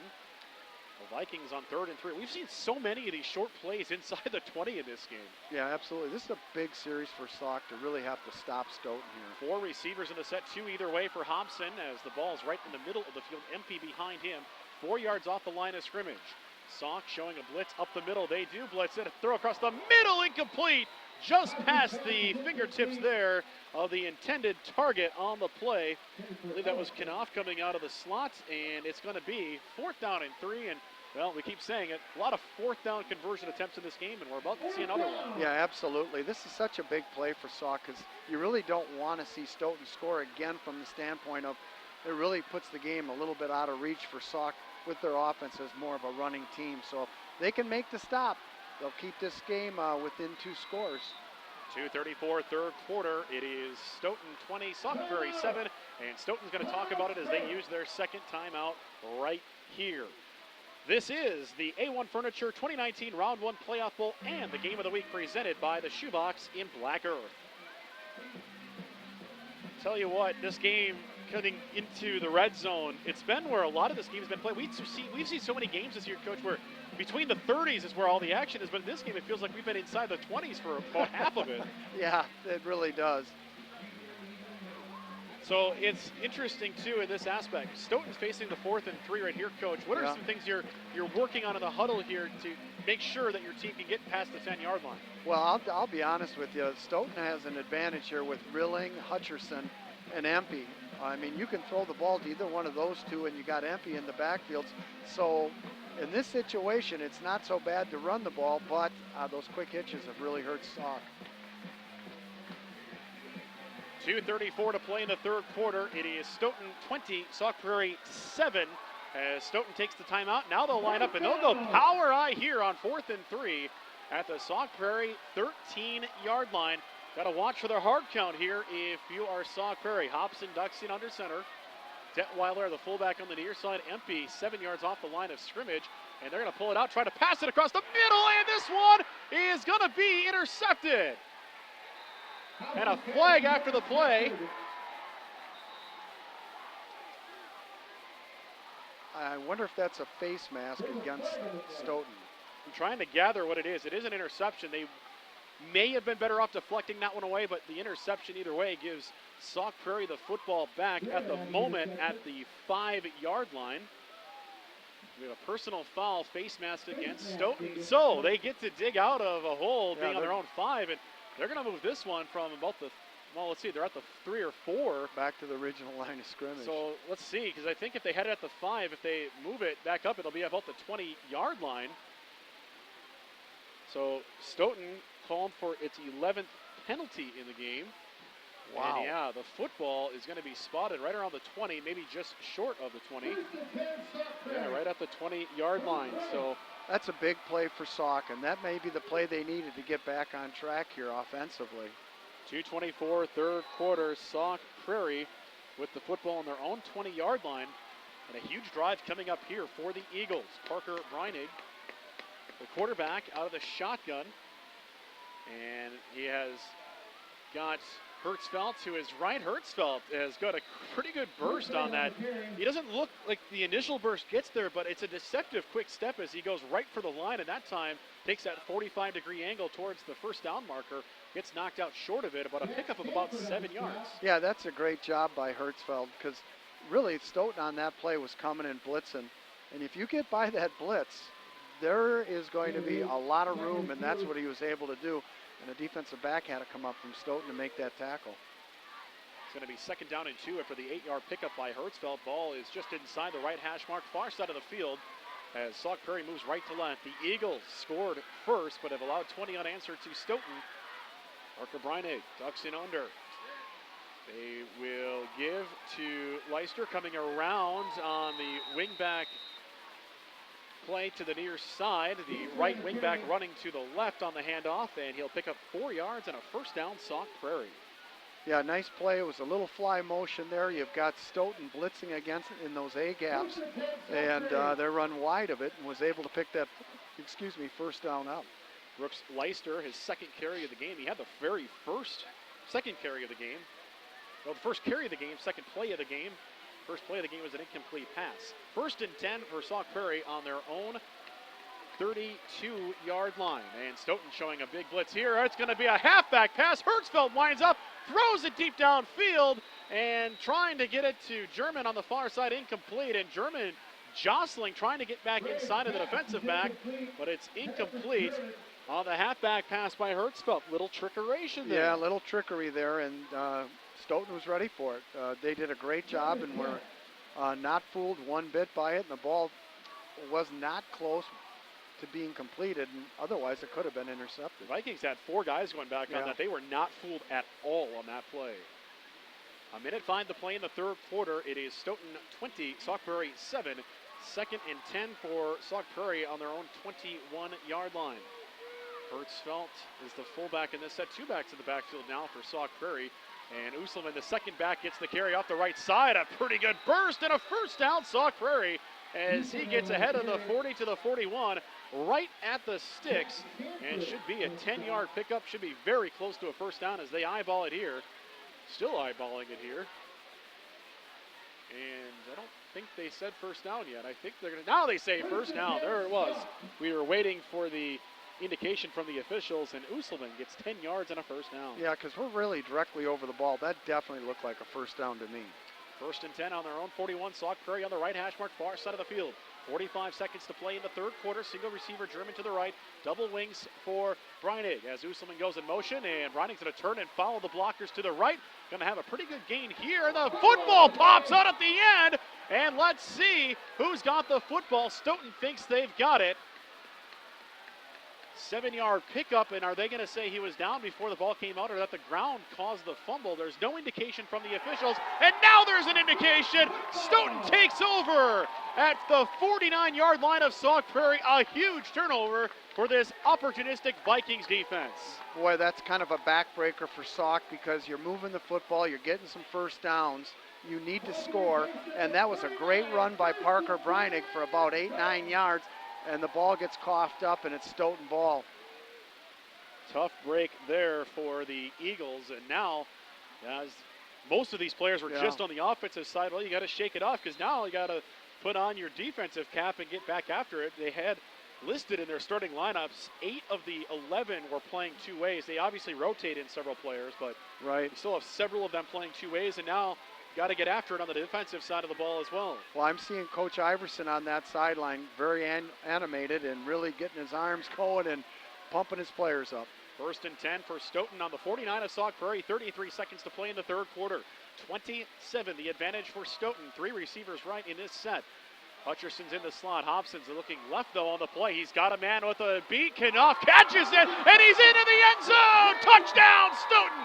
The Vikings score on a 49-yard touchdown play. Hobson's third touchdown pass of the game, and Stoughton goes up 26-7 with 26 seconds left in the third quarter. Just an outstanding toss by Hobson. Another deep throw, very accurate, and caught Knopf just in stride. Just a beautiful pitch and catch there for a big touchdown for Stoughton.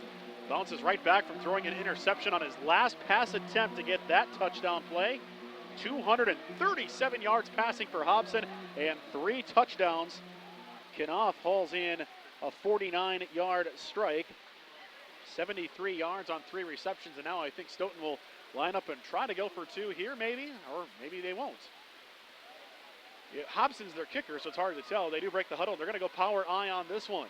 They are 1 for 2 on 2-point conversions in this game and 2 for 7 on the season. Power I with Empey the tailback. Hobson's going to give it to one of the fullbacks, and that one is going to get stopped in its tracks. And that will be no good on the 2-point conversion try. It is 26-7, the lead for Stoughton on Sauk Prairie. And you are tuned in to the A1 Furniture 2019 Round 1 Playoff Bowl and the Game of the Week presented by the Shoebox in Black Earth. Hobson on that play, I tell you what, Knopf got that step, and as he launches the football, Knopf did a great job looking back, hauling it in. Didn't have to make a lot of adjustment on that one, but turning to grab it, what a terrific play there. Yeah, he was able to beat his defender and had him by a step, and boy, that ball was thrown really well by Hobson. Hobson has done a fantastic job in this game. He has only had 5 incompletions, and one of those is an incompletion, so he is, in this game, he is 15 of 21 for 237 and 3 touchdowns. Tremendous game from Adam Hobson so far. First touchdown to Knopf in this game. 26-7, Stoughton leads with 26 seconds left in the third quarter as the Vikings just scored a 1-play drive, 49 yards, and it covered 7 seconds of ground there. So 49 yards in 7 seconds. That's not a great 40 time, but a touchdown, so they'll take it, right? Absolutely. It brings me to a point here. We saw Quinn Arnett early in the game and really haven't seen him yet. You wonder if he's still injured or if they're holding him out for, maybe being hurt. It looked like he was limping early in the game. He's on the sideline on the near side, so he's still suited up.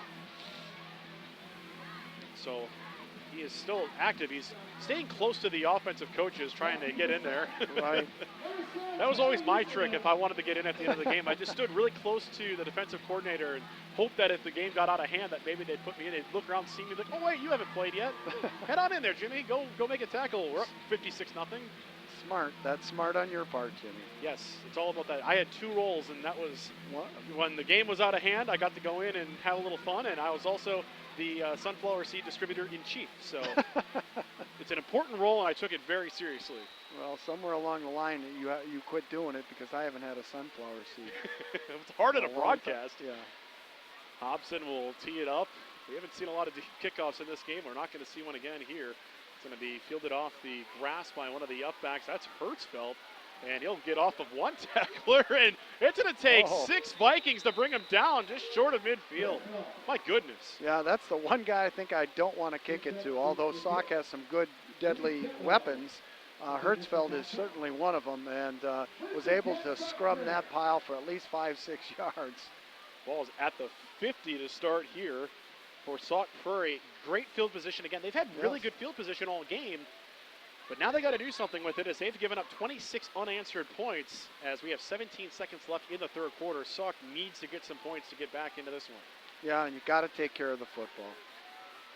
They will go with double wings in this set. German split out to the near side, short side of the field as Sauk moves right to left on this play. Hertzfeld just off to the near side. They will motion Leicester across, and Parker Breining is just going to turn around and run out of real estate on the near side as he'll be taken out of bounds on the near side. Some jostling afterwards. But nothing worse for wear there. 3-yard pickup by Breining as he goes out of bounds with 11 seconds to play in the third quarter. Call it a 2-yard gain. Yeah, just a quarterback sweep. You got a couple lead blockers, backs out there leading the way, and you just go right around the end, and was able to pick up a yard or two. Pretty safe play. Well, we got to call the first ever playoff game in Stoughton football history when they played Oregon here. First win, right? It was a win. I think it was last year or the year before. Yeah, it was their first win, right? Yeah, well, it was their first game as a home playoff. Home playoff game. Okay. So they've had playoff games before, but their first home. So this is the second home playoff game. Breining throws it to the near side. German catches it, then gets tackled high at the 44 and taken down inbounds. That will bring us to the end of the third quarter. Stoughton 26, Sauk Prairie 7. Back after this. You are tuned in to the A1 Furniture 2019 Round 1 Playoff Bowl and the Game of the Week presented by the Shoebox in Black Earth. I'm here to just make sure that patients are well taken care of and that I'm the best surgeon that I can possibly be for them. The focus is on the patient and making their experience here as good as possible. It's wonderful to know that I had a part in helping them improve their lives.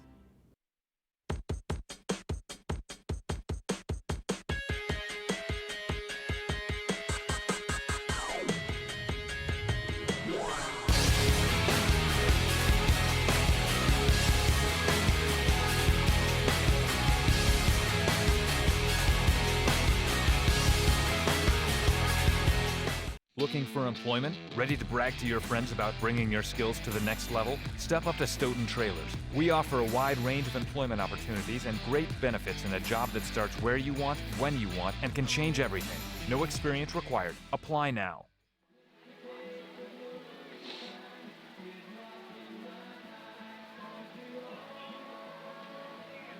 We begin the fourth quarter with Stoughton leading 26-7 on Sauk Prairie. You can watch the A1 Furniture 2019 Round 1 Playoff Bowl on TVW Sunday at 1 and Wednesday at 6. And, of course, you are listening to it on the Big 1070 right now and on iHeartRadio. It's presented by the Shoebox in Black Earth. 3rd and 3, Sauk Prairie to start the fourth quarter as they now move left to right off the Stoughton 43. Tossing it back to Hertzfeld. Gets past one defender and bulldozes another 7 yards and a first down. Actually got forward for 9 yards and a first down as they'll spot him a couple of yards further at the 33 of Stoughton. Yeah, and it's going to be 4-down territory no matter where Sauk is right now. They need to score and they need to, keep the ball out of Stoughton's hands. So Sauk Prairie, Breining runs in from the far sideline. Parker Breining breaks the huddle, and now German will split out to the left. They'll go Usselman on the left side of the formation in the slot. Leister is the right wing in this formation with the tight end covering the line. Hertzfeld to the left of Breining in the shotgun. And Back to pass Breinig. He's going to get hit, and he's going to get sacked for a big loss on the play. Big play there by the Vikings defense. It's going to be a loss of 8 on the play. Just an outstanding job of getting in there by number 54, John Harmon, 10th grader.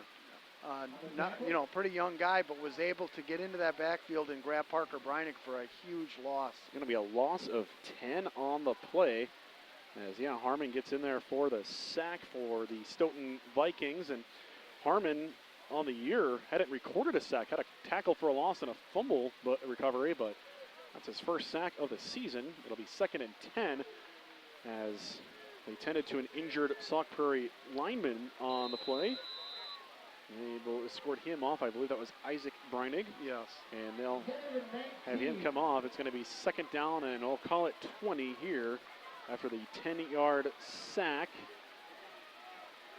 Makes it 2nd and 20. Ball spotted on the Stoughton 43-yard line. 11 to play in the 4th quarter.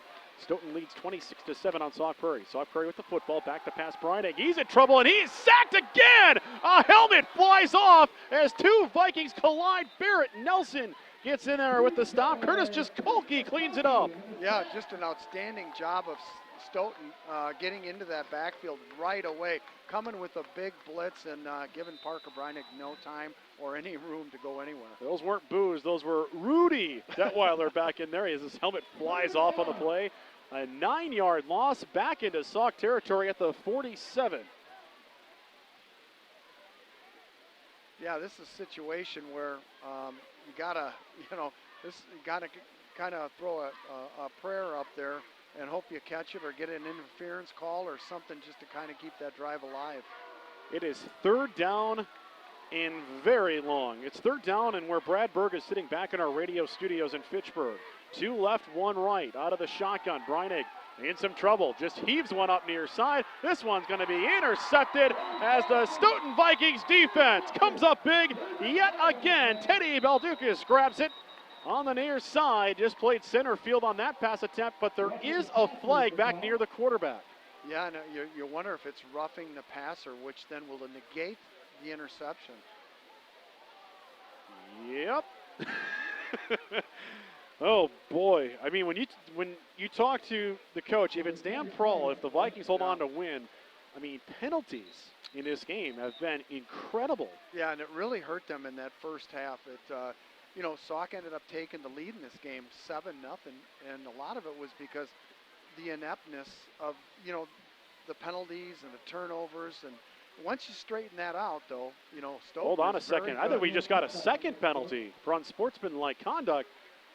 So we have a roughing the passer, which is 15 yards, and if they had a second penalty tacked on after that, wow, that's 30 yards in penalties. So it moves it from the Sauk Prairie 47, and it's going to move it all the way deep into Stoughton territory. They are going to place it at the 24-yard line. And this is what you definitely didn't want to have happen for Stoughton if you're a Stoughton fan. Makes it 3rd and 1, 30 yards in penalties right there.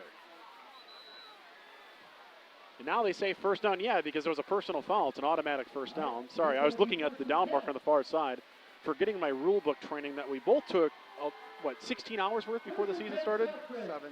17 hours. 2 receivers left in this set for Sauk Prairie. 1st and 10 at the Stoughton 25. New life on this drive. Carry to the Ryan Hertzfeld. Bullies his way inside the 20 to the 15. First down, Sauk Prairie. 13-yard pickup for Hertzfeld. He doesn't want to see his high school career end, and he will take it down deep into Stoughton territory to the 12-yard line. A 13-yard pickup. And this is not what you want to have happen if you're Stoughton, is to give life to Sauk Prairie, because Sauk Prairie right now is knocking on the door ready to score. 26-7, Stoughton leads 10 to play in the 3rd quarter. Sauk Prairie with the football, 1st and 10 at the 13 of Sauk Prairie. 2 receivers left for Parker Breinig, and he is going to keep it going left side. Bulldozes over 1 defender. Flag comes in. Parker Breinig pulls up right at the end, and there is a flag. The Sauk Prairie Eagles think they scored a touchdown, but there's laundry on the field, and Breinig didn't even bother to celebrate, as Sauk Prairie appears to believe it is on the Eagles. Yeah, not exactly sure what the call is. I know Coach Iverson's out on the field and wants an explanation. Tell you what, do we have a laundromat sponsor in this game? I'm looking down the list. Well, we do have a few. We have Don Hopkins Home Inspections, Dental Health Associates, and University Coin and Jewelry holding against Sauk Prairie. It's going to move the football to the 13. It ends up being a penalty for no yards, but it does take down a touchdown off the board. Yes, it does. So it ends up being a big penalty against Sauk Prairie. Their 7th penalty, 61 yards in penalties. Stoughton, 13 penalties for 137 yards. That's Ouchtown. 1st and 10 again for Sauk Prairie at the Stoughton 13. We'll try it again here. 9.5 to play in the 4th quarter. 26-7 the lead in the game for Stoughton on Sauk Prairie. But Sauk Prairie trying to get in here. Toss out to Hertzfeld. Cutting on the left side and crashes into the 10-yard line. Gets about 4. It's going to be 2nd and 6 at the Stoughton 9. Yeah, nice little sweep pass, or excuse me, toss to Hertzfeld. Caught the ball, and as he caught it, he cut right back to the inside for a nice gain. Otherwise, he would have had probably a loss on that play. Ball is at the 9-yard line now of Stoughton. Sauk Prairie lines up 2nd down and 6. Ball on the left hash mark, far side of the field. 2 receivers on that short side of the field. A lot of real estate to the near side. As Breinig is going to give it, and they're going to try to go to the right side. Hertzfeld gets taken down. Great play made on the near side of the line. I believe that was Harmon there making the stop. If he doesn't make that stop, that one's moving a little bit closer to the goal line. Yeah, an outstanding job again by John Harmon. He was the one that had the big sack and the fumble, I think, earlier in the game. And again, he's only a 10th grader. Harmon, 5'9", 180-pound sophomore, one of 3 sophomores in the starting lineup tonight for the Stoughton Vikings. Very young, Yes. Just a couple of seniors in their lineup, including Jack Nelson, who's a man in the middle. As Sauk Prairie now has 3rd and 6 at the Stoughton 8. 2 receivers right, H-back to the left. As Parker Breinig's going to keep it, and he's going to be greeted ever so kindly by the Vikings defense. They are going to drop him for a loss on the play of 3. 4th and 9 coming up here for Sauk Prairie. Stoughton made no secrets about it. They were coming on that play. They had their linebackers up in those gaps, and away they came. 4th and 8 coming up, ball spotted just shy of the 10-yard line of Stoughton. 26-7, Stoughton leads Sauk Prairie, 7:33 to play in this 4th quarter.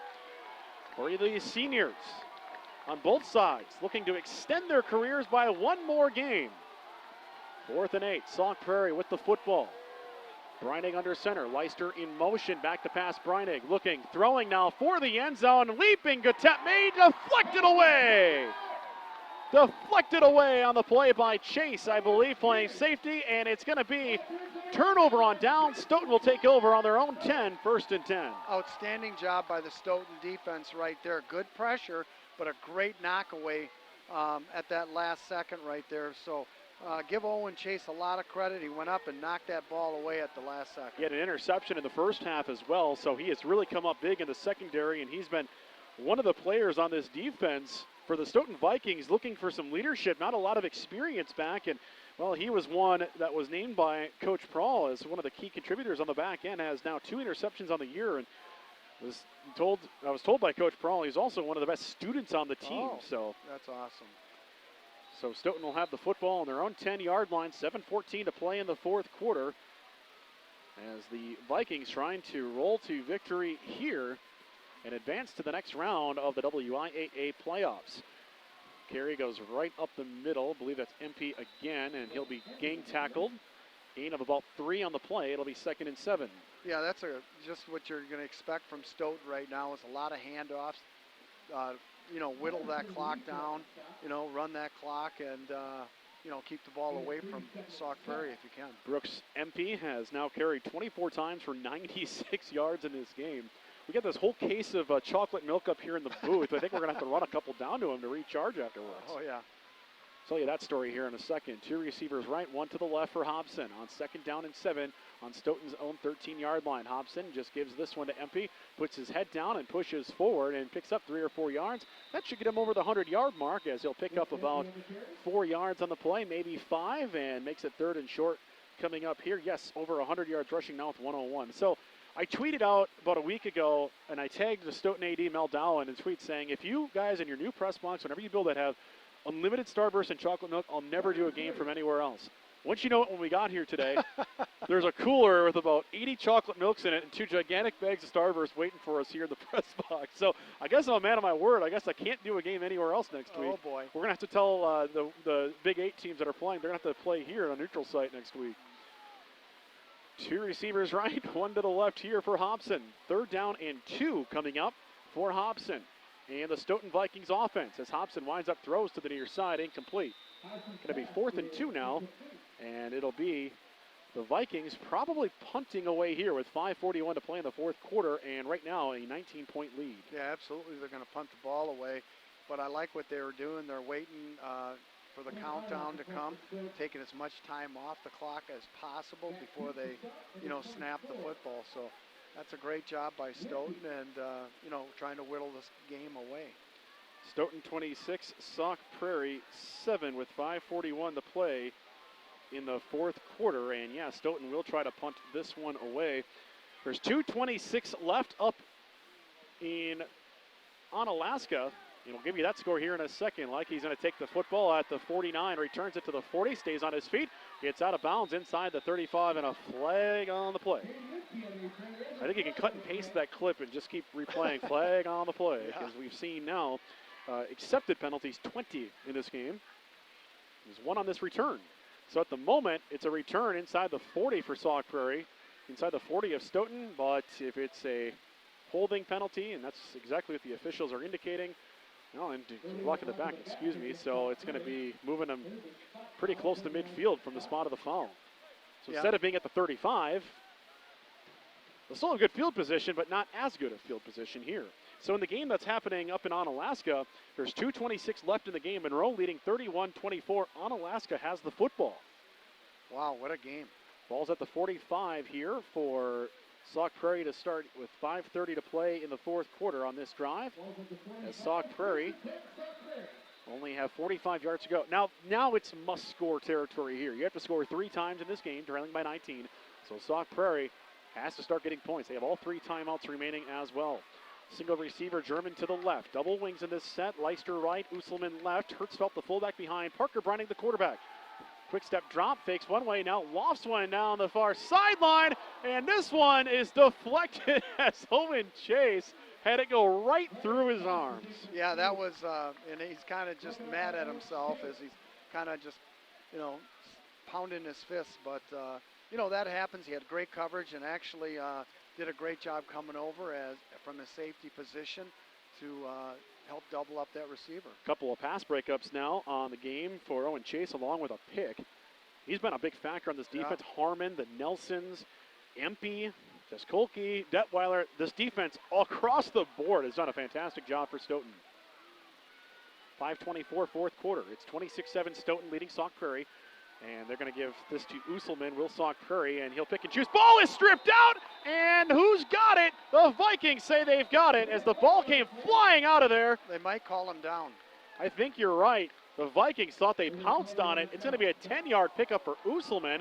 1st down, Sauk Prairie at the 35. Yes, I believe his knee was down as the ball was picked out of his hand, but he had to have been down on that. We'll check instant replay. Yeah, that's the benefit of TV is that there is a replay monitor up here. But as it is, it's going to be a 1st and 10 for Sauk Prairie. 5:03 to play in the 4th quarter and counting now as they spawn it at the Stoughton 35. Right on the mid part of the field, the grass field here at Collins Field, in fantastic shape, by the way, for this late in the season. Breinig ducking in under center. He'll bootleg to the left, and Barrett Nelson will give chase. He'll collide into a Vikings defender as Parker Breinig will lay out and try to get the 1st down. He's going to be just short, but an 8-yard pickup there for Parker Breinig. Yeah, you want to see a little bit of urgency on that Sauk Prairie offense, which is happening right now. So they are right in 2-minute mode and getting back on the ball right now. Onalaska just scored. They're going to try for 2 with a minute 53 left. 31-30 Monroe leading on the other side of the bracket. Right here, 26-7 the lead for Stoughton on Sauk Prairie. 2nd and 1 coming up for the Eagles as Breinig gives it right up the middle. Quick hitter for Hertzfeld into the clear. Touchdown, Sauk Prairie. A 26-yard touchdown run for Garrett Hertzfeld. And the Eagles get one back They trail 26-13 with 4:11 to play in this fourth quarter. And that's what you expect from Hertzfeld. All he did was explode through the line, and I don't believe was even touched, and he showed his speed and just took it into the end zone. 95 yards rushing on 13 carries for Hertzfeld, as Sauk makes it a 13-point game, and it'll be Vasquez in to try the extra point, and he will work out of the hold of Owen Deal. Here's the try. This one is blocked, and the score remains Stoughton doubling up. Sauk Prairie 26-13 with 4:11 to play in this fourth quarter. This is the A1 Furniture 2019 Round 1 Playoff Bowl and the Game of the Week presented by the Shoebox in Black Earth. Game broadcast is presented by Wild Birds, Crazy Lenny's E-Bikes, and Green Bay Packers Give Back. Well, you see the quick hitter here right up the middle, or we will see it. That was the Breinig play to stretch it out to get close to the first on the play before, and then Hertzfeld scoring on the 26-yard run right up the middle the very next play. But the Sauk Prairie Eagles do get one back. They got to get two more now in the final 4:11 with 3 timeouts remaining. Game broadcast presented by Bergstrom Chevrolet, RMR Wealth Advisors, Total Athlete Performance, and Ansay and Associates, as well as A1 Furniture.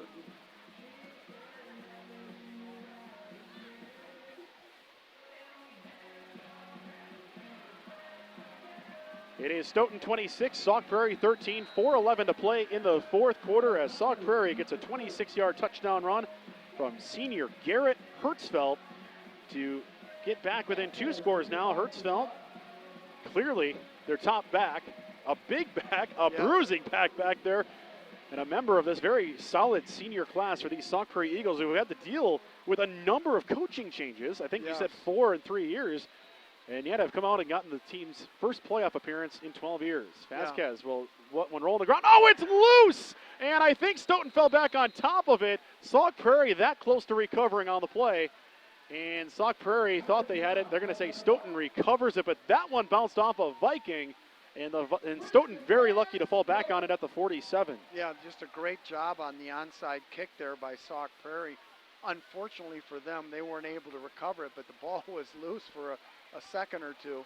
Yeah, another one of those plays for Stoughton where your heart jumps into your throat if you're a Vikings fan. But as it is, it will be Stoughton football on their own 47 trying to run out a victory here in the postseason. Yeah, and if you're Stoughton, you really just want to stick with the run here. Don't throw the ball, just take time off the clock. Stoughton with a 26-13 lead, hosting their second playoff game here at Collins Field, hoping to host a third next week. I'll give you the update on that in just a second. 1st and 10 for the Vikings as the carry is going to go to Empey. He's spun around and dropped in the backfield. Leister helps him back up to his feet, but it's going to be a loss of 4 on the play. Timeout, Sauk Prairie, with 4:04 to play in the fourth quarter. It is Stoughton 26, Sauk Prairie 13. You are tuned in right now to the A1 Furniture 2019 Round 1 Playoff Bowl and the Game of the Week presented by the Shoebox in Black Earth. Yeah, just an outstanding job by Brooks Leister. Yeah, really a great job on that play to get the stop. By the way, if you are tuned in here on the TVW side, it's going to re-air on Sunday at 1 and Wednesday at 6. If you're tuned into the Stoughton Vikings Sports Network, the Stoughton Sports Network, the first airing is coming up Saturday at 6. It'll air again at 10. On Sunday at noon and 10 o'clock at night. And then the 28th, 29th, 30th, 31st, all in the evening. Check listings on their social media channels for the Stoughton Sports Network, one of our many broadcast partners here this evening. It's also on demand for the Stoughton Sports Network as well, WSTO TV. Welcome back. 2nd down and 14 for Stoughton. 4:04 to play in the fourth quarter, leading by 13 in this game, trying to close out a playoff victory. Hobson motions back across.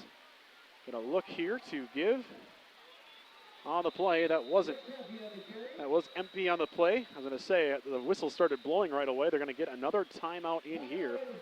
Gonna be 3rd down and 10 coming up as Empey loses 4, then gains them right back on the play to get right back over 100 yards rushing in the game. So you always got to appreciate that effort again, I know statistics don't mean a lot sometimes, but, it's still interesting for them. All right, here's the update. in Onalaska. Onalaska scored under 2 minutes to play in the game, went for 2 and missed it. So it's 31-30, Monroe leading with 1:53 left over in Onalaska. Wow. So that's an important note here, as the winner of that game, of course, takes on the winner of this game.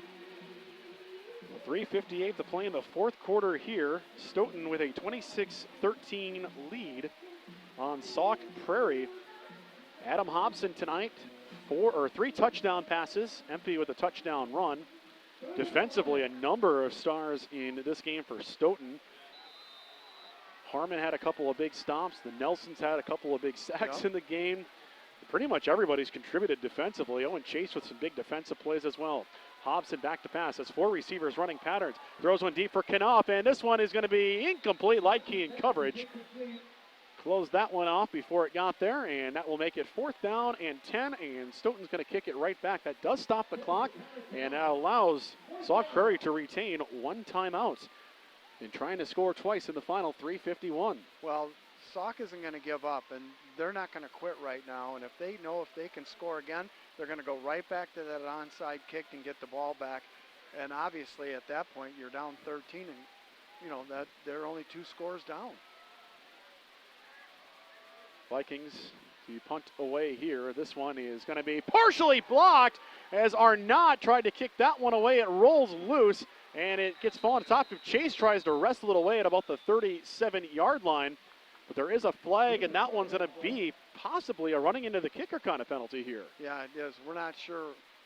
It's right back where they kicked it. Arnott got spun into the air and dropped down. And we'll see what happens here. Had a lot of penalties in this game. Oh. And they're picking it up. No flag as it was blocked. It was partially deflected. So, no flag on the play. Again, 20 combined accepted penalties in this contest, but Sauk Prairie will take over on their own 37-yard line. Now, if you're Stoughton, you know Sauk is going to throw the ball.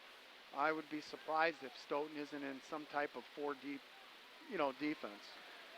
3:42, fourth quarter, 26-13. Stoughton leading Sauk Prairie. Winner of this game taking on the winner of Monroe and Onalaska. Monroe leading by 1, under 2 left in that contest. Wow, what a great game. Badger South flexing a bit of muscle here in the postseason. Well, pretty much the whole conference made the playoffs, so why not? 1st and 10 for Sauk Prairie. Breinig's back to pass, hit as he throws, incomplete.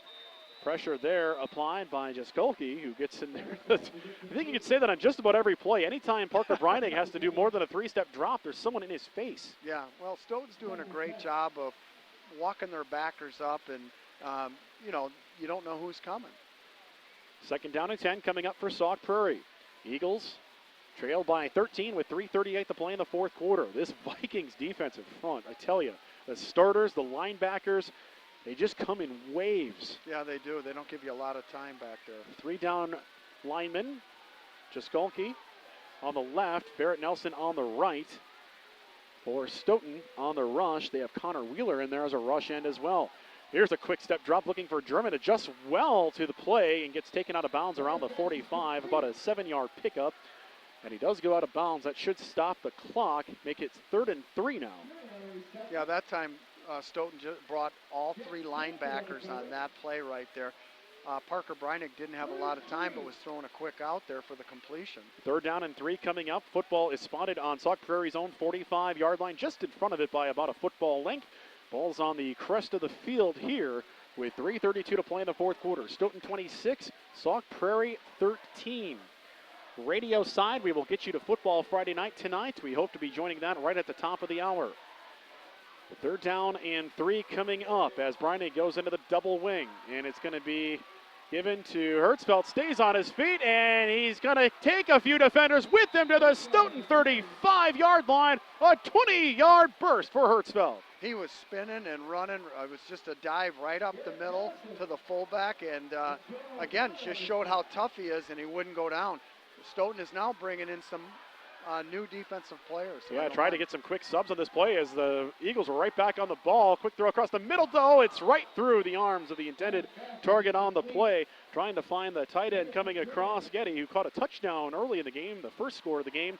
Incomplete. 2nd and 10 coming up off the Stoughton 35-yard line. Yeah, just a quick little slant pass right there, and had the receiver hung on to it, that would have been a big gain and a first down. Tell you what, this game has been a tremendous playoff opener. 26-13, the lead for Stoughton on Sauk Prairie with 3:17 to play in the fourth quarter. The Eagles, because of the incomplete pass, have some time to talk about it,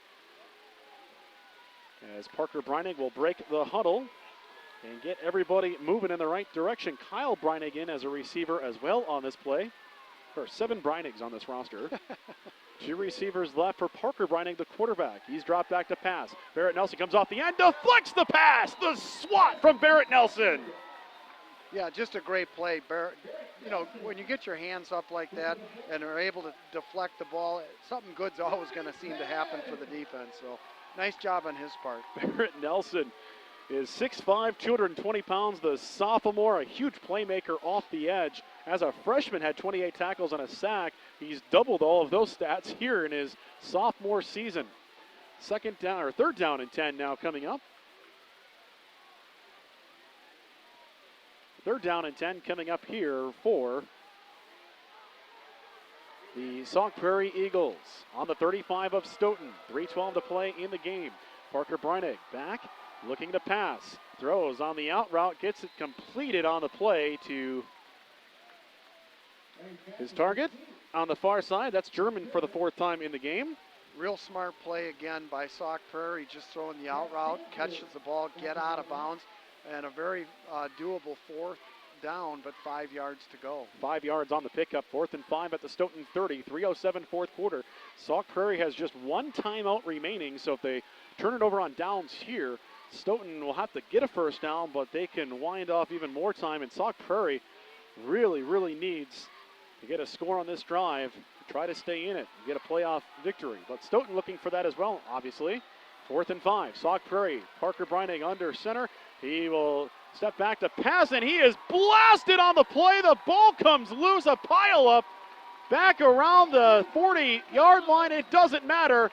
That defensive line shot out like a cannon to get the sack on that play, an 11-yard loss. Just an outstanding job by the Stoughton defense. Again, they've been in the backfield all night long of Sauk Prairie's, and again, on the biggest play of the game for them, they just did it again to get the turnover, and I think that right now it's run, run, run if you're Stoughton. 1st and 10, Stoughton, 3:03 fourth quarter, 26-13 to lead. The defensive line is like a collective MVP tonight. They've all played extremely well in this contest. Absolutely. In fact, that whole defense has done a pretty good job.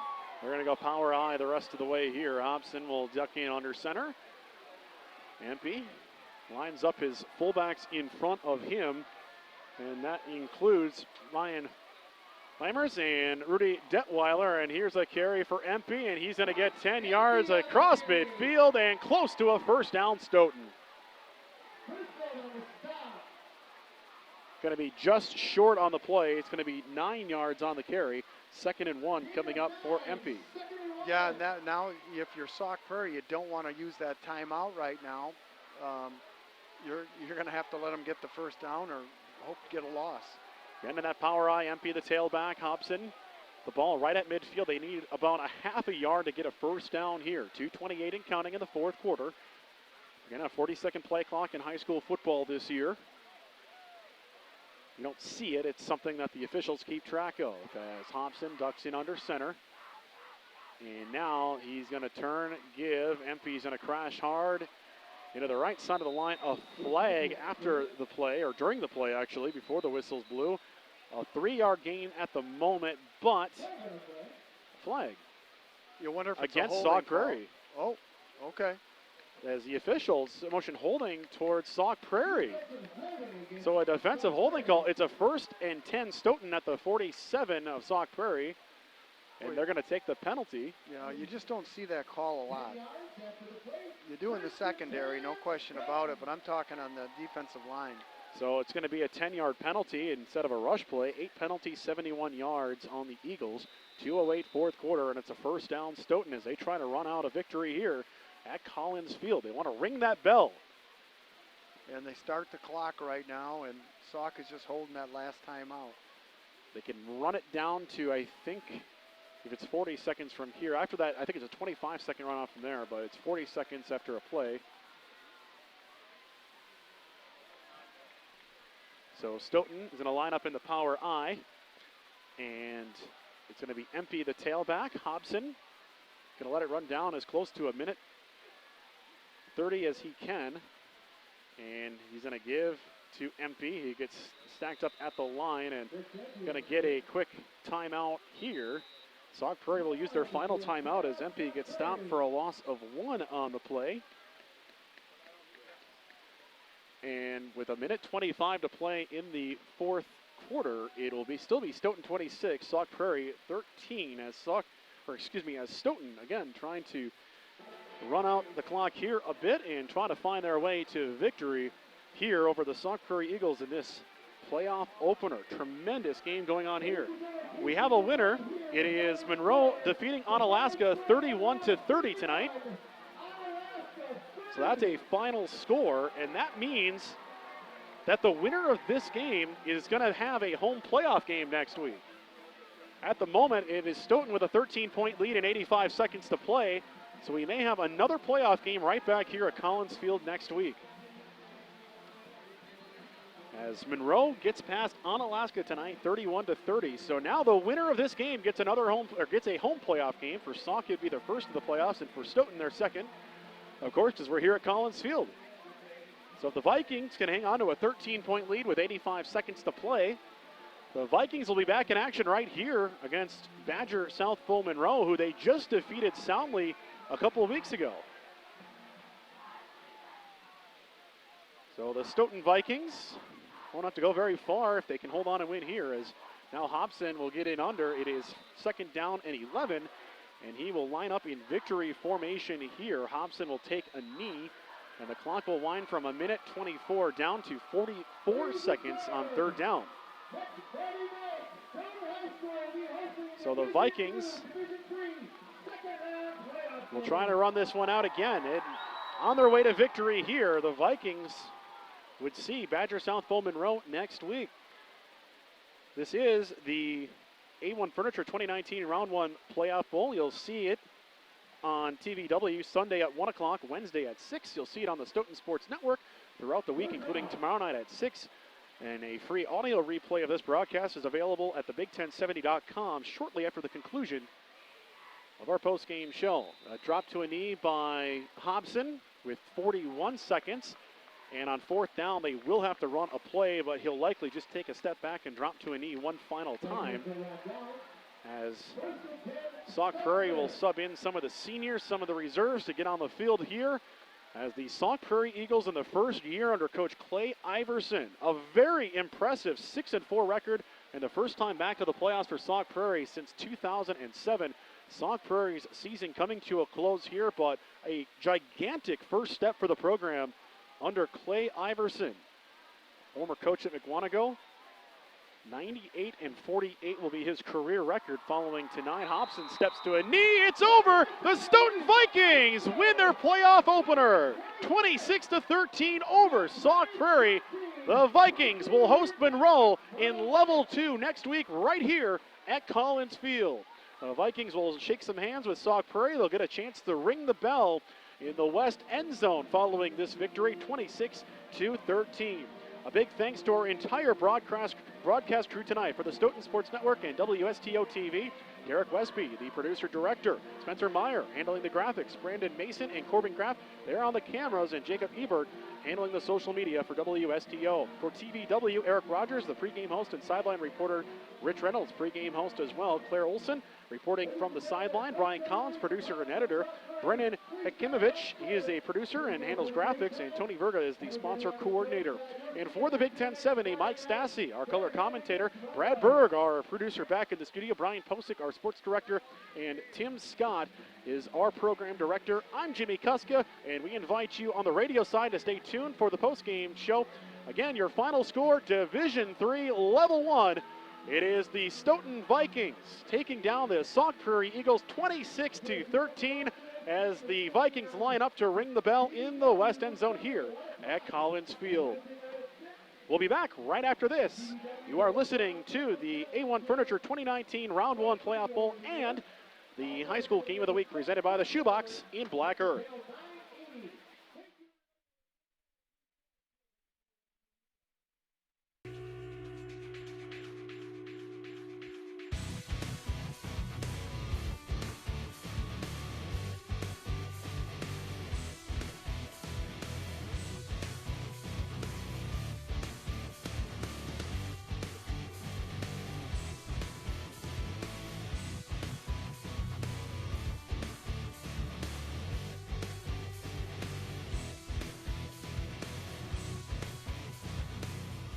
This broadcast of Stoughton High School Football on the Stoughton Sports Network is brought to you by Stoughton Hospital. For more than 100 years, our neighbors in the Stoughton area have trusted Stoughton Hospital to provide personalized, forward-thinking expert health care.